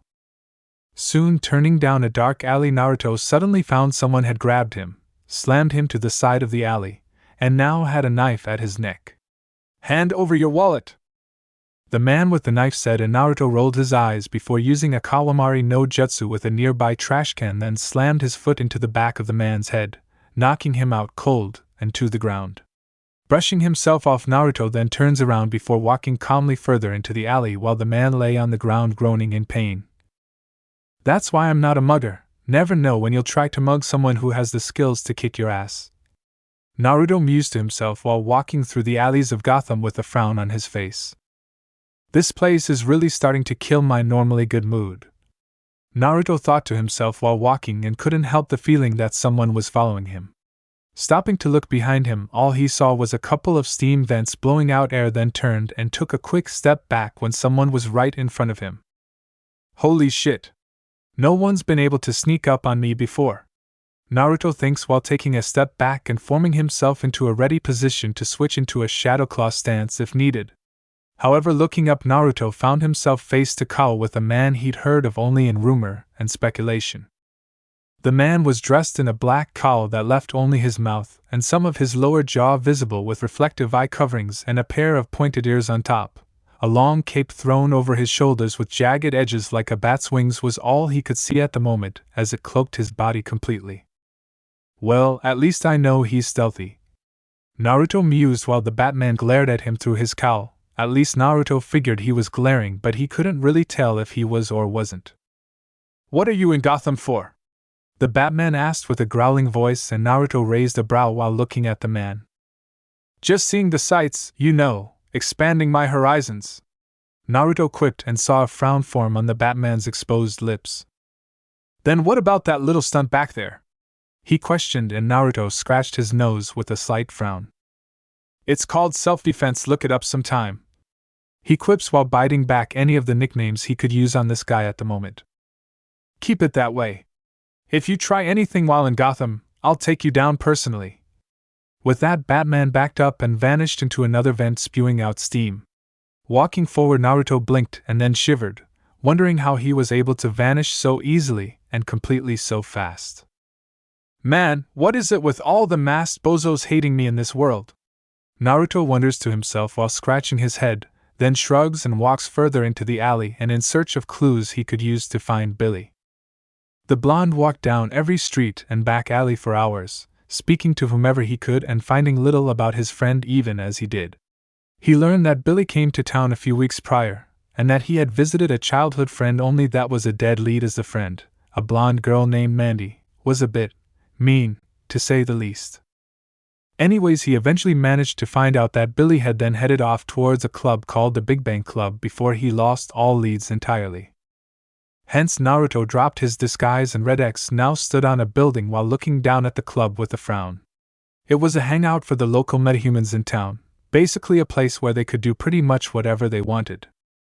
Looking around, Naruto's shun shined over to the building and looked inside. He saw several familiar faces from the hive but narrowed them on one person. Slinking into the building silently, he watched as the metahuman teens drank, beat each other up, or showed off their powers while he grabbed the person from behind and dragged him down. "Hello, Simon," he said with a smirk as the psychic man frowned seeing him. Simon was one of the former teachers of the hive. He was gifted with powerful psychokinetic abilities. He had a pinkish color of skin with wrinkles showing his obvious advanced age, with pitch black eyes with a small pink pupil. His head had a glass jaw with a black exposed brain with pink lines of energy over it. He wore long black and purple flowing robes with a pair of long fingerless black gloves, leaving his long gnarled fingers and nails exposed. "What do you want?" Simon questioned with his mind, and Naruto frowned towards the man. "Billy Numerous, where is he?" Naruto questioned, getting straight to the point, and Simon closed his eyes, the exposed brain on his head glowing for a moment. "Billy is being sought out by the Joker as well. Are you certain you wish for me to tell you where he is?" Simon asked with a bored tone, and Naruto gave him an annoyed look through his masked eyes. "Never mind, truly Tempest, I wish you would have learned some patience since we last saw one another," Simon mused to himself, and Naruto gave an annoyed grunt to the man. "Just tell me where." Naruto started, only for the doors to bust open to reveal a familiar clown. The clown wore a purple suit with a lavender undershirt, green vest with a chain hanging down from his right pocket, green tie, with a purple coat thrown over it, with a pair of dark purple gloves on his hands, and a pair of expensive-looking shoes. His face was painted white, with dark rings around his eyes. His lips looked to have been slit open with red paint, or even lipstick smeared over them, and the slits like a clown's face. His teeth a dark smoker's yellow color. His hair was disheveled and messy, while he had obviously rubbed green face paint into it for its greenish tint. "I'm looking for someone," the man said while walking into the building, someone walking over to him. "Hey pal, we don't." He started, and the man rolled his eyes, reached into his coat, and pulled a gun out before shooting the man in the head with it. Not once did the man turn his head as he then put the gun away while several men in suits came rushing in, each of them wearing a clown mask with a mini machine gun in hand. "Shit!" Naruto said lowly, with Simon mentally agreeing with him. "I said, I'm looking for someone," the man then said while walking further into the building and looking around. Naruto then grabbed Simon by the arm and silently stalked towards the back while the man continued. "Well, more than someone, seeing as he's able to split himself into more than one person," Joker commented while licking his lips as he walked into the club while looking at the people around the building, then stopped and pointed. "You," he said, and a girl yelped while looking around as everyone moved out of the man's way while he walked over to her and leaned down slightly. "And me? I'm not the one," the girl stuttered, and the man nodded. "No, but you know where he is, don't you?" he accused, and the girl shook her head rapidly. "I don't, Mr. Joker, I swear," she said, and the Joker tilted his head before jumping up to sit on the table cross-legged, the girl yelping as he did. "Well, now you see, that's too bad," Joker said while reaching into his coat to pull out a knife, and the girl whimpered. Looking back at this, Naruto cursed to himself, then helped Simon get out of the building before heading back inside. Cursing to himself, Naruto saw the Joker was now flipping the knife between his hands before grabbing it, and then plunging it down into the table he was sitting on, getting a frightened scream from the girl before pulling the knife free from the table. "You look nervous, is it the scars?" Joker then asked while pointing the tip of his blade to the scars on his face, and the girl whimpered as he then reached out and held her face to look directly into his eyes. "Do you want to know where I got him?" he then asked as he began to turn her face from side to side, then licked his lips while looking at her. "So I had a wife, she was beautiful just like you," he said, and a few people began to shiver as the Joker leaned towards the girl. "Who tells me I worry too much? Who tells me I ought to smile more?" Joker says, then nods his head and tilts it to one side while looking at the whimpering girl. "Who gambles and gets in deep with the sharks?" he explains, then holds her head tighter as she begins to squirm in his grasp. "Hey," he says while holding the knife closer to her. "One day they carve her face. And we have no money for surgeries. She can't take it." Joker explained while he was now the one shaking, his eyes wide with insanity, as he continued. "I just want to see her smile again. I just want her to know that I don't care about the scars," he says with a trembling voice while those around the room back away further while the clowns keep anyone from moving forward. "So," Joker says while holding her head with one hand and points towards the scars on his face. "I stick a razor in my mouth and do this," he says, then moves his head to show the two scars while the girl continues to shake. "To myself," he finishes, then takes hold of the girl's face with both hands once more. "And you know what? She can't stand the sight of me," Joker says through gritted teeth before seeming to calm, and licks his lips. "She leaves," he says while nodding his head, then narrows his eyes on the girl before him. "Now I see the funny side," Joker says, and laughs slightly to himself while holding his knife into the air. "Now I'm always smiling," he said, then leaned forward to the girl with a dark glint in his eyes. "Hey, why so serious?" Joker then questioned, and the girl's eyes widened as the Joker's darkened. "Let's put a smile on that face," Joker said darkly with a grin spreading over his lips, only to look up when the skylight broke open and an even wider grin split across his face. "Oh goody," Joker then said while releasing the girl sliding off the table to stand and crack his neck. "Batsy's finally decided to come out and play," Joker said with a laugh while his goons began to fire on the Batman, the club quickly turning into a madhouse as the metas ran screaming, Joker somehow mingling among them, as he just seemed to vanish into the crowd. Batman, however, rolled out of the way of the gunfire before lunging forward, slamming his fist into one of the goons' faces and sending him flying back into a wall before spinning on his heel and lashing out with roundhouse kick to the next goon. Batman then moved like lightning, lashing out with another fist to the next goon's face before grabbing the last of them and then spun, tossing him out of a window. Damn, remind me not to get on his bad side, Naruto thought to himself while watching the Batman walk over to the first goon and grab him by the front of his suit. Who is the Joker looking for? Batman questioned in a growl, and the man merely groaned in obvious pain. Listen up, scumbag, this can go either the easy way or the hard way, and believe me, you don't want to go the hard way. Batman growled out, and slammed the man's head back into the wall. Talk! Batman said while slamming the man's head into the wall behind him once more.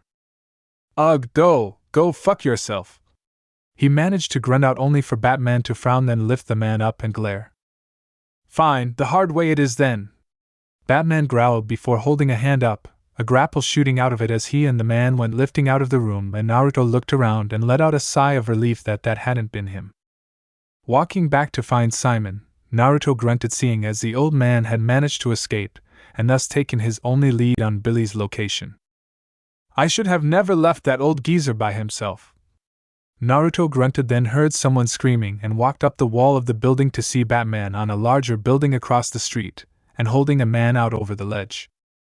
So that's why that guy asked if I was one of Batman's students. Naruto mused with some amount of shock, seeing as Batman was literally holding someone out over a ledge with his bare hands. Now then, who is Joker looking for? Batman questioned while the man flailed his arms and looked up at Batman through his mask. Jesus Christ, I don't know, he shouted, and Batman frowned. Wrong answer. And with that, the man was dropped, only for Batman to fire his grapple at him and catch the man at the last second before lifting him back up to face him. Now then, talk! Batman growled out, and the man whimpered. Some kid, his name is Billy Numerous. But that's all I know. I swear! The man said loudly, and Batman frowned before nodding and kicking the man in the head, knocking the man unconscious. Nice one, Bats, never thought I'd see a brutal hero, Naruto commented while Batman cuffed the crook and lowered him down to the street for the police before turning to look at Naruto with a glare. Batman then lashed out quickly with a batarang, and Naruto flipped over it, landing in a crouch while the Batman glared. Geez, Bats, no need to be so hostile, Naruto said while lifting his hands up, only for the Batman to lunge forward and grab him by his throat. Damn, he's fast, Naruto thought to himself while noting that besides his mask and cape, the Batman also wore a pair of black forearm-length gloves over his forearms with padding over his knuckles and the backs of his fists, claws at his fingertips made from a strange material, with forearm protectors over them that have 3 curved blades at the sides, a gray bodysuit with a black bat on the chest and several padded armored sections that were thin yet flexible, a dark gold-colored utility belt around his waist, a pair of black boots made of the same material as his gloves and suit, and black greaves placed over them. You're Red X, Batman stated simply, and Naruto kicked the man in the stomach, managing to flip and land away from him. Yeah, nice to know my reputation precedes me, Naruto said with a mocking bow, and Batman merely narrowed his eyes. Are you working for the Joker? He asked, and Naruto blinked. Wait, you think what now? Naruto questioned, only for the Batman to lunge forward with a punch he deftly evaded, then lashed out with a kick himself that Batman merely blocked. A known thief from Jump City, also known to be a mercenary on the side, shows up in Gotham not even a week's time after the Joker starts a city-wide search for someone. You tell me what I'm supposed to believe? Batman states, and Naruto can see how it might look like he would work with the Joker, but glares at Batman nonetheless. Sorry to spoil your fun, Batbrain, but working for maniacs like the Joker isn't my style, Naruto stated while Batman pushed back on his leg, knocking Naruto off kilter as the blonde cursed. Naruto managed to right himself, however, and lashed out with a sweeping kick which the Batman jumped to avoid, then lashed with a flying roundhouse kick. Naruto quickly ducked under the kick and rolled into a crouch, quickly unfolding the scallops from his gauntlets and lunging at Batman. The Dark Knight merely unlocked the 3 curved blades from his own gauntlets as the two attacked one another with their gauntlets' weapons. Thinking quickly, however, Naruto then vanished and reappeared behind the bat, only for the man to elbow him in the face. Rolling back, Naruto quickly used his teleportation once more to appear in front and above Batman, bringing his foot down on the man in an axe kick. Batman managed to block, however, and pushed Naruto back in midair, the teen flying back into a flip and then onto the ground on all fours. Okay, my teleport is basically useless against this guy. It's like he has fucking eyes in the back of his head. My mom wasn't even this hard to hit when we sparred. Naruto thinks to himself while glaring at the Batman and slowly rising back to his feet. Quickly lunging forward, Naruto swings his left arm at Batman, the Dark Knight quickly blocking with the blades on his own gauntlets, then pushing him back. Gritting his teeth while landing in a low crouch, Naruto narrows his eyes on the man. Alright, this style seems to be a more perfected version of the kid's. Great, Batsy here must have taught him. Though he doesn't have any of Batman's experience or raw power when using it. The blonde ex-shinobi thinks to himself before quickly throwing several ex-shuriken towards the man. Batman merely blocked the shuriken weapons with his bladed gauntlets, easily knocking the weapons away from himself.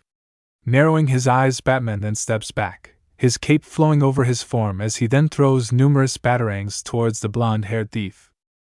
Cursing and quickly rolling out of the way, Naruto then throws an explosive X towards the man's feet. Batman quickly ducked to the side to evade, however, and then lunged forward at Naruto. Narrowing his eyes and pressing his foot back, Naruto caught the fist coming to his face, then slid 1 foot forward, sweeping Batman's legs out from under him, then turned on his heel and threw him over his shoulder. Flipping in the air, Batman came to the ground with a light thud before quickly lashing out with his cape, the seemingly useless accessory surprising Naruto with the force that it hit him, easily knocking him back into the ground. Note to self, never mock the cape. He thinks to himself while flipping back to his feet and blocking Batman's gauntlet blades with his scalloped gauntlets.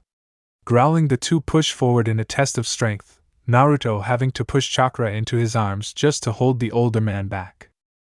Damn, how the hell does anyone not trained in martial arts survive this guy? Naruto can't help but wonder as he and the Batman push one another back and into a sliding crouch. You're good, Batman offers, not even slightly winded. But you've obviously got less experience than you do raw talent. Batman then offers while moving his arms into his cape as Naruto pants slightly while smirking towards the man. Can't say you're half bad either, old man, he offers in response mockingly while Batman frowns slightly at the crack. You should give up now, and explain why exactly you've come to Gotham, Batman states firmly, the young thief narrowing his eyes and grunting as he moves his body into another stance. Sorry, bad brain. That's private, Naruto offers in response before lunging forward once more, Naruto flipping into a roundhouse, which Batman easily evaded. Batman then quickly lashed out with a punch to Naruto's jaw, the boy stumbling back before quickly using his momentum to slice through the man's armor with the scallops on his left gauntlet. Taking a quick step back, Batman pulled the device from his belt and then hid it in his hand with his cape. Both dark warriors lunged forward, Naruto unsheathing his sword and swinging it while the Batman blocked with his gauntlet's blades. Batman then quickly pushed Naruto back, the young thief turning on one heel and bringing his ninjato's hilt to both his hands. Gripping the blade tightly, the blonde narrowed his eyes before lunging forward once more. Batman quickly takes a step back to evade the blade, however, then lashes out with a thrust kick to his chest, knocking him down onto his back.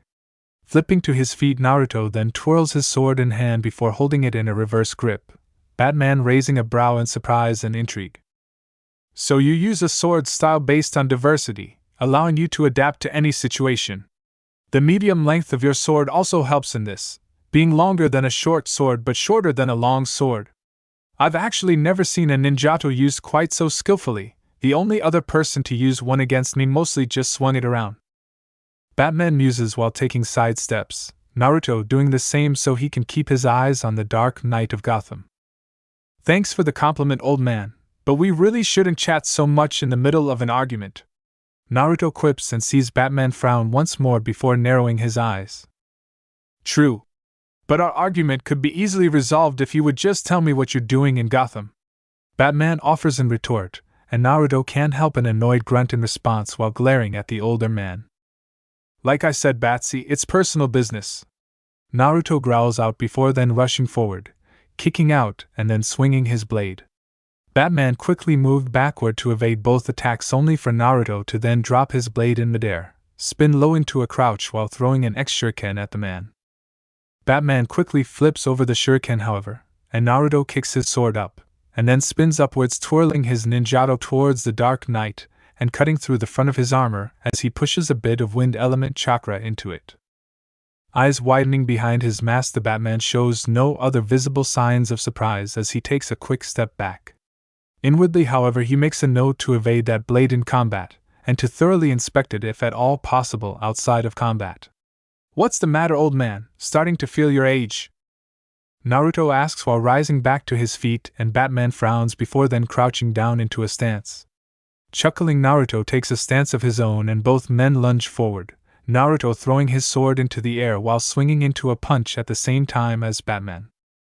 Fists connecting the two then quickly spin into roundhouse kicks, each connecting at the same time. His style is mirroring my own as we continue to fight. But if he's mirroring my moves, Batman thinks to himself while his eyes narrow, both warriors pushing the other back and into a stance. Each move back at this, Naruto looking up to see his ninjato starting its descent. Lunging forward at this, Naruto quickly takes hold of the blade and swings it, Batman swinging his arm to block and then slamming something into the blonde boy's neck. Grunting in pain, the young man quickly elbowed Batman in the face, knocking him back. Soon coming into a stance, Naruto watches the Batman slowly come to a stop, and then move his cape around his shoulders. "What, no more?"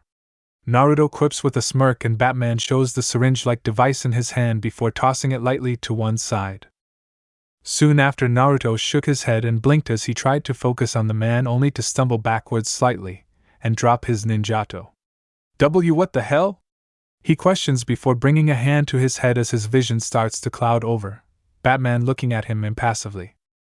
"You're being affected by a special tranquilizer I developed specifically for metahumans and other beings with an advanced healing factor," Batman says simply while walking towards Naruto as he falls to his knees, his hands on the ground as he tries to keep from passing out.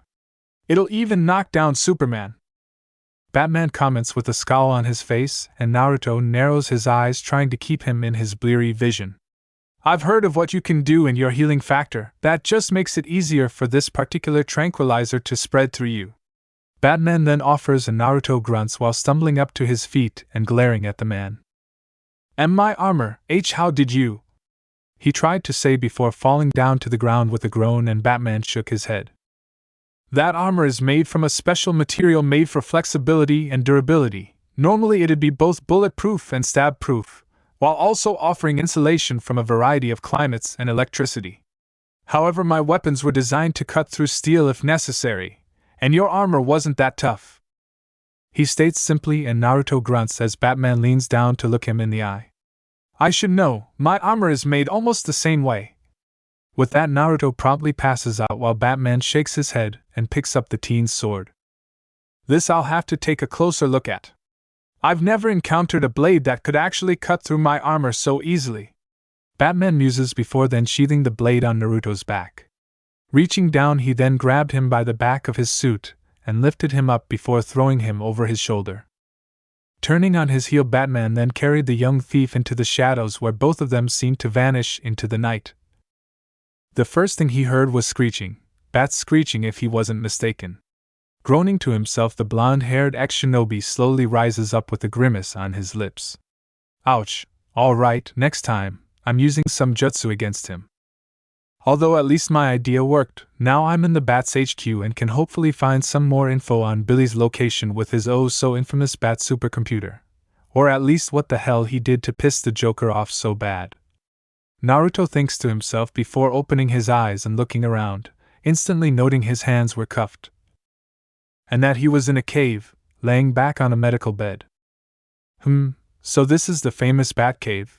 Doesn't really look like much, the blonde-haired ninja thinks to himself while sitting up and coming mask to mask with a cute red head.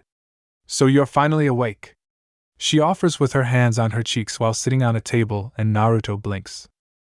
"Alright. I know he works with younger people a lot, but seriously, why are they all around my age?" He can't help but wonder while giving the obviously older girl a once-over.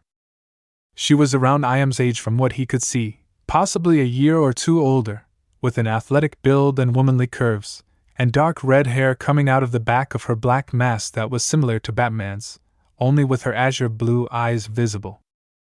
She wears a thigh-length cape was hanging from her shoulders with a yellow interior and the same jagged edges as Batman's own, while her black full-body suit was designed to be identical to Batman's own, having the same armor-like padding and insulation from what he could see, only with a yellow bat on her chest. A yellow utility belt is synced around her slim waist with a rappelling harness under it curving over her inner thighs and hips. A pair of yellow gloves adorn her hands and cover her forearms, with yellow gauntlets of a near-identical design to Batman's over them, and last is a pair of yellow boots with yellow greaves.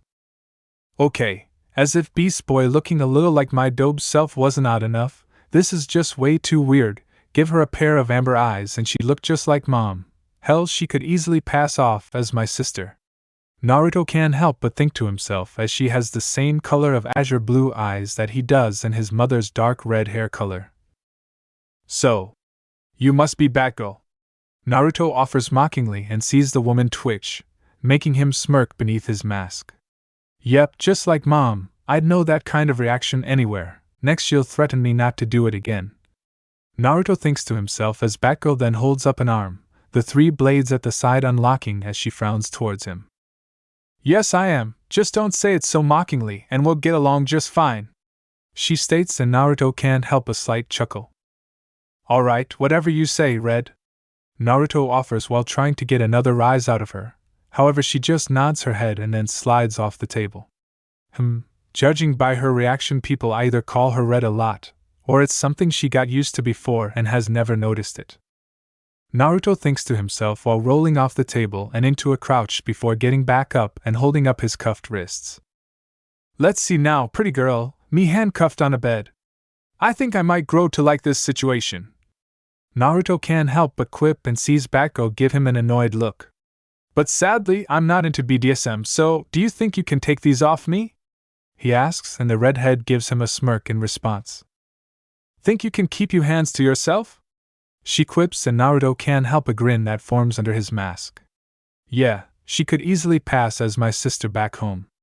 I can already tell that Mom would have absolutely loved her. Naruto can't help but think to himself before following after the girl with a smirk still etched over his face. I can try, babe, but you know how sticky a thief's hands can get. Naruto finally quips back and Batgirl rolls her eyes. Enough of the witty banter, Batman needs to speak with you, she states, and Naruto blinks for a moment. But I like the witty banter. It livens things up, Naruto says, then offers, and Batgirl smirks towards him. You would get along with my friend Spoiler, I can already tell, she offers with obvious amusement, Naruto already knowing about the other Gotham-based superheroine.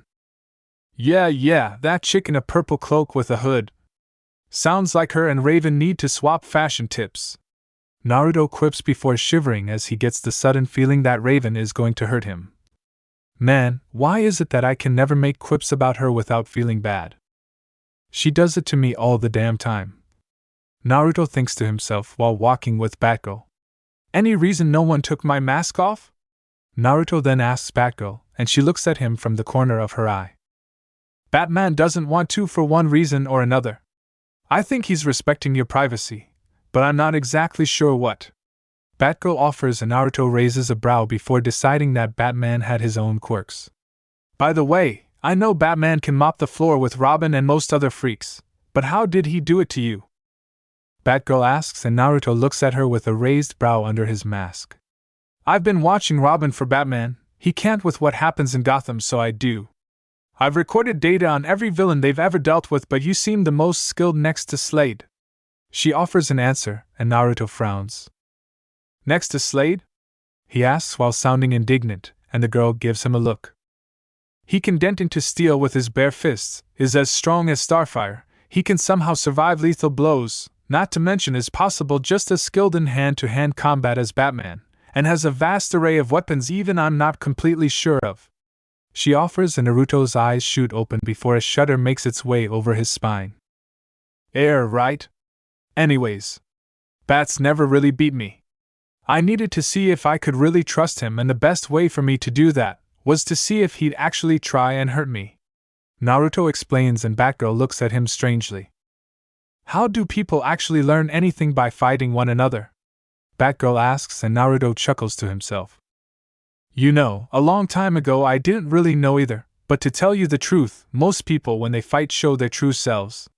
How far they are willing to go to win, how much they want to hurt you, what they are really like inside. Judging by the way he fights, I'd say Batman doesn't throw his punches but moves only to incapacitate, not kill or maim. That alone told me he wasn't a bad person, he's just got some serious anger issues he needs to work out. Also, when he used the tranquilizer to take me down, it showed me that he won't kill and that he tries to find non-violent ways to win. Naruto explains simply with a nod of his head and Batgirl looks at him strangely. Somehow, I think there's more to it than that. Batgirl states while crossing her arms and Naruto chuckles lightly once more. Okay. Thanks to Joker, my only lead on a job I'm doing got away. I needed a new lead and the only person I can think of that would be able to help me is Batman. Not only that, but I've always wanted to see who was better at hand-to-hand combat between me and Batsy, seeing as I always beat the shit out of Robin. Also, I hate to admit it, but I kind of got cocky there and ended up with that trank knocking me out. A few seconds more and I would have actually pulled out all the stops and took him on full force. Naruto explains as they walk up a flight of stairs and he sees Batgirl give him an incredulous look. So you're saying you took him on, without using your maximum set of abilities or resources, and let yourself be captured? Why? She asks and Naruto can't help a smirk that crosses over his lips once more. In my ninja career I noticed something. You never show the enemy everything you've got on your first fight. If you use your full scope of ability in a fight with an enemy, you're showing them everything you got, and they will adapt to it and beat you the next time. You always have to keep something held back if you're sure you're going to be running into them again. Unless you're completely sure you can take them down on the first try, you always have to have something else up your sleeve. I live by this philosophy. Sure, I get my ass kicked quite a bit because of it, but I consider those lessons. The more I lose, the more I know I have to work on my normal skills. Know thy limitations and learn to make them your strengths. Naruto explains before offering sagely to a thoroughly shocked Batgirl. That was surprisingly deep coming from a thief. Batgirl offers and Naruto chuckles to himself. Hey, I'm full of surprises, babe. Naruto offers before lifting a hand. The cuffs that had been around his wrists were now being twirled around on his right index finger. Also, you need much better cuffs than these if you want to hold someone like me. He offers while tossing them to the girl, making her frown towards him. I hate it when you guys do that. She mutters while putting the cuffs away, and Naruto looks to the side as they come off the stairs and sees a wing of different objects ranging from what seems to be a stuffed T-Red to a giant coin. Okay, never pegged bats as being the nostalgic type, or a pack rat. Naruto thinks to himself, then sees several bats fly past him and Batgirl. Now then, you said you wanted to know if you could trust Batman? Why exactly? Batgirl asks, and the young thief smirks behind his mask. When Joker ran into that club downtown, my only lead on finding a friend bailed. I decided that it would be best to get some help to find him, and the only person I even thought of was Bats. Bats is a good fighter, and in our little fight he could have used any number of gadgets in that belt of his, and I'm sure he also has something to increase his strength in that suit. But he didn't use any of it. That tells me I can trust him. It tells me he fights fair and he doesn't try and beat the hell out of people unless they really deserve it. Naruto explains while crossing his arms and Batgirl frowns towards him. So basically, you got cocky and got your ass kicked because of it. She states with a smirk, and Naruto chuckles to himself. No. I didn't use any jutsu or special powers because I've always wanted to see how my hand-to-hand stacks up against the Batman. But I have to admit that I never expected him to be so damn tough for an old guy. Okay, so maybe I did get a little bit too cocky with him. One of my worst flaws and traits that I plan on eventually fixing. Naruto explains with a shrug, and Batgirl nods her head with her arms crossed. So, why was I so far down in the cave? Naruto asks while they walk towards a large device he assumes is the supercomputer. 1. Nothing in that area was valuable. 2. We needed a safe place to watch you. 3. We didn't want you near our weapons. 4. We just don't trust thieves. Batgirl offers in response, and Naruto can't help but agree with her. We also did it so Alfred wouldn't be seen. Batgirl inwardly reminds herself as they come up behind Batman as he looks at a supercomputer. Yo, Batsy, you wanted to see me? Naruto asks, and Batgirl gives him a scathing look in response.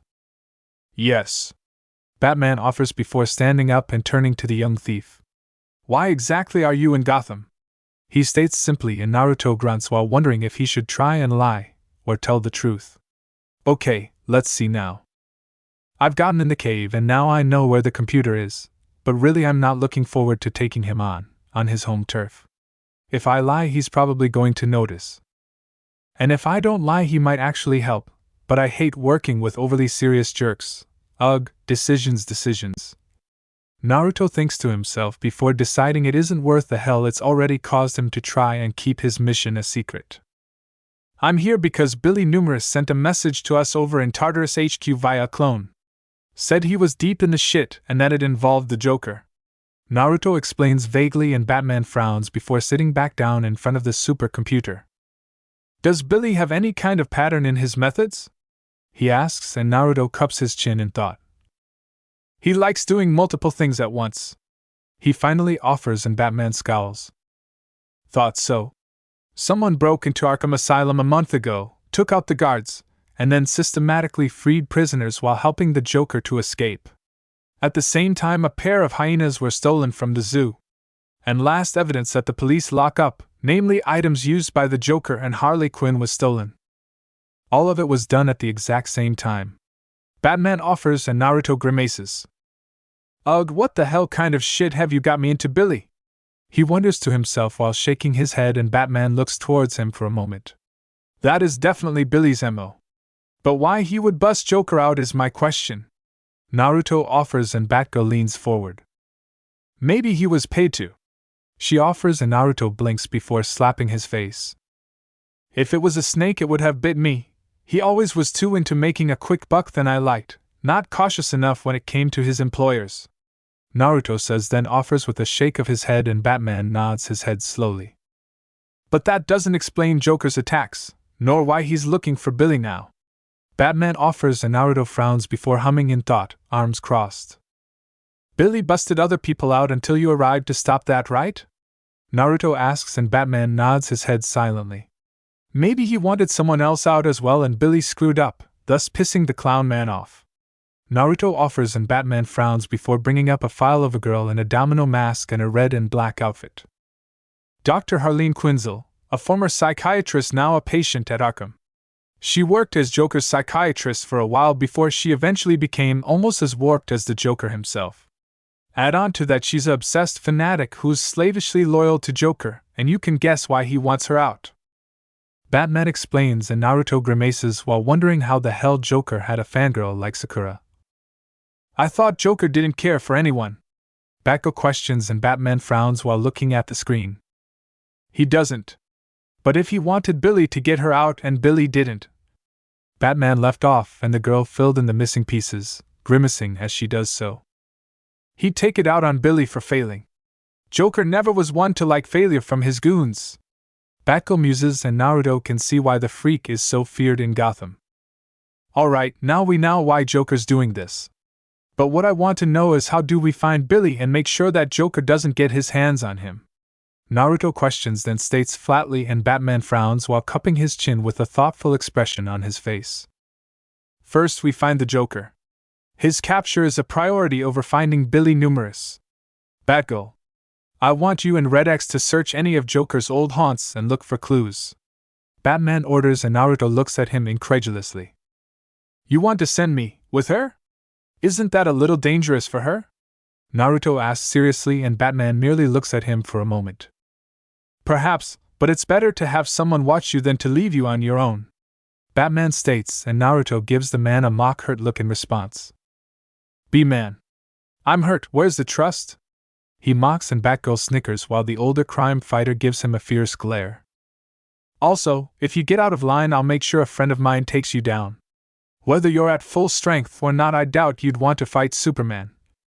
Batman then offers in response, and Naruto grimaces to himself before again wondering what kind of shit he's gotten himself into this time, and how Batman somehow heard him and Batgirl's conversation. Joker is sitting within his newest hideout, an old factory that produced dozens of joke and gag props. In his hands, the man fingers a knife, devilish eyes looking at it before looking to a nearby clown. "We found him, boss," the clown offers, and Joker nods his head slowly. "Bring our guest in," he orders before licking his lips and lightly tossing his knife into the air before catching it. Out of the corner of his eye, Joker watched as his clown waved in two more who dragged Billy Numerous into the room before throwing him forward and onto the ground. His suit was a mess, however, blood and cuts littering his form from his accident with the clowns earlier.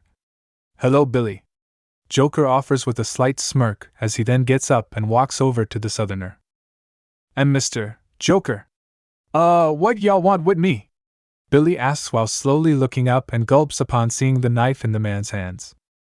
"Billy, I think you and I need to have a little talk," Joker offers before crouching down and picking Billy off the floor and up to his feet.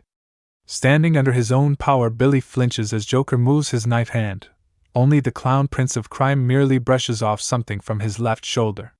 "You and I had a deal, Billy. I pay you, you get me, and my little pet out of Arkham," Joker states simply while walking to stand beside of Billy and place an arm over his shoulder. "So why is my pet still in Arkham?" he then questions, and Billy gulps while looking at the blade in the clown prince of crime's hand. The Batman showed up. He took my clones out before I could get to her cell," Billy offers while shaking, and Joker shakes his head while looking at Billy, then turns and almost drags him with him. "You know, Billy, I'm the type of guy who's really easy to get along with," Joker offers while patting Billy's shoulder, and he gulps once more. "All I ask is that you do what I paid you for and don't fail." "Not much, really," Joker offers with a nod of his head, and Billy nods his own in agreement, too scared to disagree considering whom he's standing around with. "You seem nervous, Billy," Joker notes, and then licks the inside of his scars. "Is it the scars?" he asks while pointing at them with his knife. "And no, sir, Mr. Joker. I'm just intimidated by y'all's record," Billy offers with a weak grin, and Joker rolls his eyes. Billy.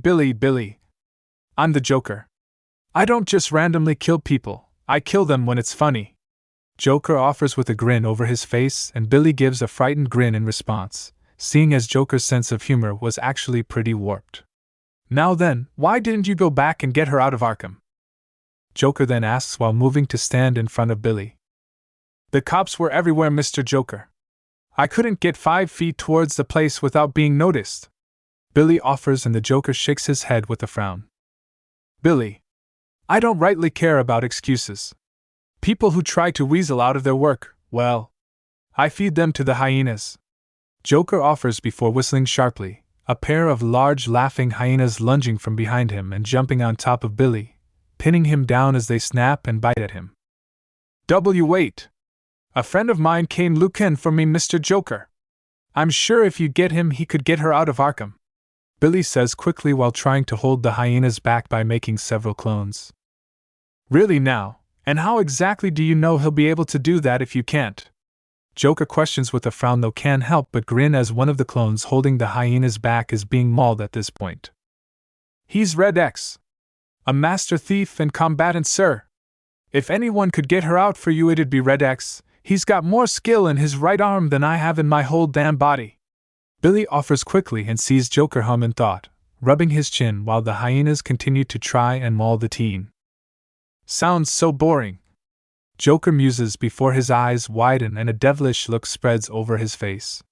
"Why just ask him to break her out?" Joker wonders to himself as he then walks towards a nervous Billy and pats each of his hyenas on the back.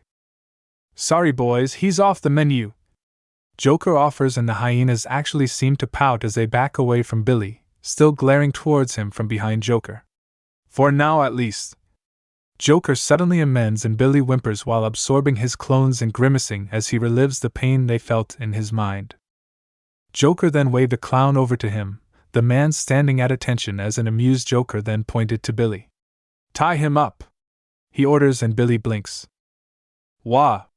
Billy demands loudly, and Joker gives him a devious grin. "I have an amusing idea thanks to you, Billy boy, but I'm going to need some bait for it to work, and lucky for you, you're my newest worm." Joker offers in response before laughing to himself as he walks away, several clowns grabbing Billy and tying him up. Gotham. Naruto and Batgirl are riding the X-Cycle down the streets of Gotham, a helmet over Batgirl's head with a radio so they can speak with one another. So, while I wasn't using my full set of abilities, I am wondering how Batsy was keeping up with me stamina-wise. From what I've heard from friends and enemies alike, I'm a stamina freak. Got any ideas on that, Batbabe? Naruto asks the girl as they turn at a corner, and she blinks before sighing to herself, wondering how many nicknames the thief was going to come up with for her. He had advanced meditation training in the Far East. Supposedly, he's learned to control his breathing to allow him greater overall stamina. He's also mastered an ability that allows him to literally ignore pain, another one that lets him unleash his muscles' maximum capacity, and another that supposedly allows him to resist all forms of illusions and telepaths. Batgirl offers an explanation and Naruto whistles to himself, truly impressed with just that amount of the Bat's training. So you just told me all that? Why? Naruto then asks and Batgirl rolls her eyes. Because it's so vague it wouldn't really help you in a fight with him. She offers in response and Naruto shrugs. It's more or less true. Only telling him he's stronger than he looks can disable his ability to feel pain, and can control his breathing to increase his overall stamina. That guy sure is something else.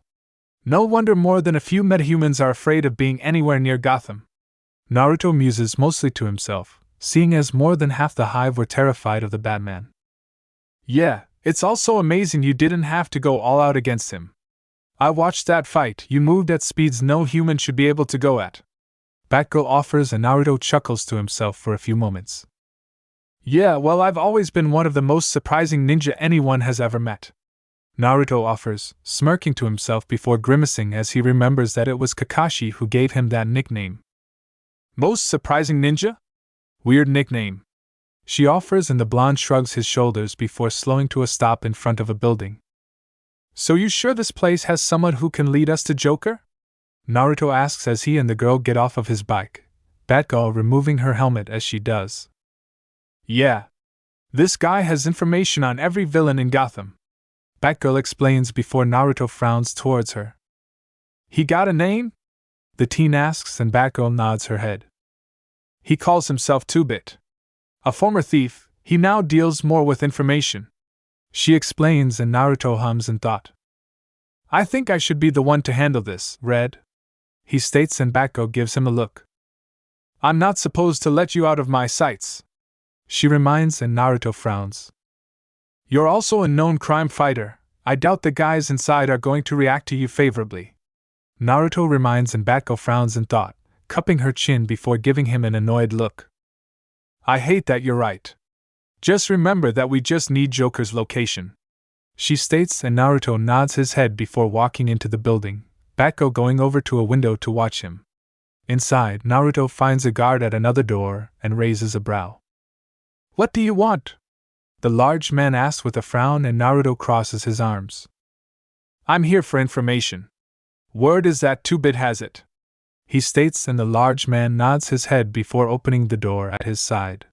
Walking inside, Naruto sees what could pass off as a club, several mobsters like people playing pool or gambling. I feel like I've walked into Tanzaku Town. Naruto thinks to himself before turning to the guard who grunts. 2-Bit is over there. Make it quick. He growls and Naruto nods his head once before walking off towards the man. Looking all around, Naruto notes a woman who looks strikingly like Tsunade and shivers. Why is it that everyone in this world reminds me of someone from my own? The blonde can't help but wonder to himself as he comes up to the table where 2-Bit sits. The person is obviously older than him and dressed in a simple black suit, with shaggy brown hair, a mustache/goatee and a black bandage around his eyes. 2-Bit, I take it. Naruto muses before taking a seat and the person nods with a slight smirk on his face. Most call me that. So what do you need, Red X? Or would you prefer Tempets? 2-Bit questions and Naruto blinks in surprise. Whoa, he really does have all the information on Gotham's villains, even if I've only been here a day. Naruto thinks to himself though then wonders about the blindfold. You're blind.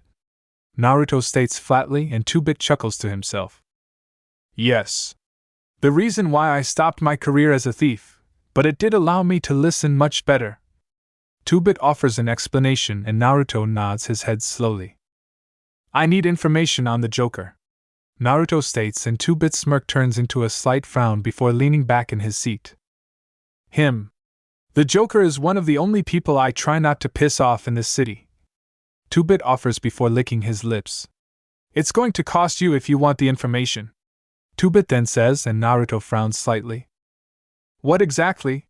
He questions, and 2-Bit hums in thought before grinning towards the blonde thief. All I want is a little object, really, a kunai, he states simply, and Naruto raises a brow for a moment. Let me add on to that, a 3-pronged kunai with seals etched into it, 2-Bit then adds, and Naruto frowns for a few moments. You heard about my fight with the Titans in Wayne Inc., he states, and 2-Bit nods his head. Why do you want one? You won't be able to use it, Naruto states flatly, and yet 2-Bit merely chuckles to himself in response. I like to collect things. It's a hobby of mine born from my time as a thief. Nowadays I collect objects from villains. A sharpened card from Joker, a sledgehammer from Harley Quinn, a mutated plant from Poison Ivy, a gun from Two-Face, an umbrella from Penguin before he went on the straight and narrow, a cane from the Riddler, and so on and so on. 2-Bit explains, and Naruto nods his head slowly before reaching to his thigh and pulling the kunai out. Holding it in a reverse grip, he hands it over to the older man, who takes it delicately and feels it. Now then, where is the Joker? Naruto questions of the man, and 2-Bit nods his head before handing the object to one of his men, the man then taking it to a room where Naruto sees several different objects that seemed like they belonged to the people that 2-Bit had mentioned. Joker's last hideout was at the wharf on the east side. It was Warehouse 13 if I remember correctly, 2-Bit offers while folding his arms together on top of the table, and Naruto nods his head and gets up. By the way, tell Batcave I said hi, 2-Bit then says with a grin, and Naruto wonders if the boy is a metahuman before then making his way out of the building. Seeing Batgirl, he looks at her strangely. 2-Bit said to say hi, he offers while getting onto his motorcycle, and Batgirl rolls her eyes. He's known to like messing with his clients, she offers an explanation while getting on behind him, and Naruto nods his head slowly. Is he a metahuman? Naruto then asks, and Batgirl nods her head while pulling her helmet on over her head. He can grow nearly indestructible armored scales and spikes over his body, she says, and Naruto blinks then shakes his head. I thought he was psychic, Naruto mumbles before starting his X cycle, both he and Batgirl heading towards the east side of Gotham. Jump City. Blackfire was slowly walking around Tartarus Base, grimacing as her muscles felt like they hadn't been used in years. Looking around, the ebony-haired alien soon found Gizmo's workshop, the tiny Terra working on her armor. You know, those circuits aren't supposed to be fused, Blackfire offers while moving over to a seat next to the little bald boy. Huh, you actually understand how this works? Gizmo asks, and Blackfire rolls her eyes before taking a couple devices and looking at what he's doing. Yes. I learned on Veritia how it works, she offers, and Gizmo squints. Veritia? Where is that? He asks, and Blackfire sighs. Nowhere, it was destroyed, she offers simply while working on some of the circuits that had burned out in her suit. Bye? Gizmo asks, and Blackfire frowns. None of your business, Baldy, she offers with her old fire, and Gizmo mutters something under his breath. Elsewhere in Tartarus HQ, Mammoth, Starfire, Seymour, Kid WYKYD, and Private Hive are all watching with wide eyes as Jinx and Raven have gotten into another fight. The group is hiding behind an overturned couch at the moment, while watching them attack one another. What set them off like this time? Seymour asks with wide eyes, and Mammoth shrugs his large shoulders while they all watch on from a crouched position behind their sofa. To hell if I know, man. All I know is that Jinx said something and then Blue Girl got pissed off, and now they're having the nastiest cat fight in human history. Mammoth offers as Jinx hurls a hex bolt at Raven, sending her flying into a nearby hall while Starfire blinks. What is a cat fight? Starfire asks the Tartarus boys, and they look at her before Seymour sighs. It's when two chicks try to hurt one another over something, usually a guy that they both like. he offers while Raven comes roaring out of the hall, eyes now glowing a burning red as she slams into Jinx, knocking them through another door. Oh, why is it called a catfight then? Starfire then asked naively, and the boys looked to Seymour, the boy blinking before shrugging his shoulders. Got me, he offers while Jinx rolls back into the room, panting, and with several rips in her top. Alright, now I'm really mad, Jinx growls out as her eyes start to flash fully pink, and Raven kicks something off of her before slowly walking into the room, fang teeth bared and hands clenching and unclenching into claws. Her cloak, however, is now torn and tattered, with her brooch now missing, shreds of it hanging down. I never noticed, but she's really scary when she's mad, Mammoth offers while looking at Raven with wide eyes, everyone, even Starfire, nodding their head in complete agreement with him. At this, Jinx lunged forward, hands covered in a glowing pink energy. She flipped up, then brought her hands down, an arc of her energy ripping through the ground towards Raven. The other gray-skinned teen merely spun on one heel, her cloak flowing around her, as she then vanished before reappearing behind Jinx. Roaring with a demonic growl, the girl swung her now ebony energy-encased claws towards her. Sir? Shouldn't we try and stop those two before they tear the base apart? Private Hive asks Mammoth, and the red-haired teen looks at him like he's crazy. You want to get between them, be my guest, he states, and Private rapidly shakes his head no. Although I do hope that friend Raven is okay. Starfire starts to say, only to duck as Jinx is flung towards them, hitting the wall behind them and then growling. Oh no you don't, bitch! She shouts while lunging back at Raven, and Starfire looks to the Tartarus boys. Perhaps it would be safer if we were to retreat to a better location and attempt to find a solution to this dilemma, Starfire offers while Jinx uses a roundhouse kick to knock Raven into a different wall. Like? Seymour questions as Raven summons black monsters with her powers, their eyes glowing a menacing red that Starfire easily remembers. Like perhaps a force field to contain them, or an atomic weapon to slow them down so we might escape, Starfire offers with obvious fear as the black energy creatures lunge at Jinx, pinning her down only to be flung off as Jinx spreads her power out in a sphere, sending them all flying around the room. I'm with her, Mammoth says, and Seymour nods his head in agreement as Jinx and Raven are now biting, kicking and scratching one another. Alright kid, get us the hell out of here, Mammoth then says, and Kid nods his head and pulls them all into the shadows just as Raven lands where they had been, several cuts and burns of some kind in her leotard before a snarl creeps over her face. You have no idea who you're pissing off, Raven shouts in a demonic roar, and Jinx plainly rolls her eyes before spitting some blood from her mouth while one of the bands holding her hair up is missing, half her hair falling to her shoulders. And I don't care either, Jinx offers as she lunges at Raven, jumping into the air while flinging several hex bolts towards the other girl. Growling, Raven rolls out of the way and then turns on her heel, a claw of black energy attempting to grab Jinx, who merely rolls out of the way. At the only remaining doorway, Gizmo and Blackfire both arrive, and the tiny terror gawks at what he's seeing. Ah hell no! We only fixed this place up last month! Gizmo shouts out, only for Blackfire to pull him out of the way as Jinx is tossed into the wall behind him. Soon after that, however, a black energy claw then trying to slash the Pinkette, who quickly rolled to the side with a deep scowl on her face. Gizmo, I don't think it's safe to try and communicate with them at the moment, Blackfire states, and Gizmo blinks before screaming in terror as the demonic Raven roars while slamming into Jinx, both going through a wall. Damn! And although their catfight last week was bad, this makes that look like a little slap fight, Gizmo says with wide eyes as he watches Jinx and Raven soon slam back into view through another wall, Jinx's hair now all down and Raven's chain belt now missing from her hips. Alright, let's just run away then, Gizmo shouts before he and Blackfire both run out of the path of the two very pissed off gray-skinned girls. Chapter end. Now watch daily exclusive and censored lemon stories and mature content, along with NSFW images, featuring harem girls characters from the fics. Access all this and more on my Patreon. Click the link in the description to explore.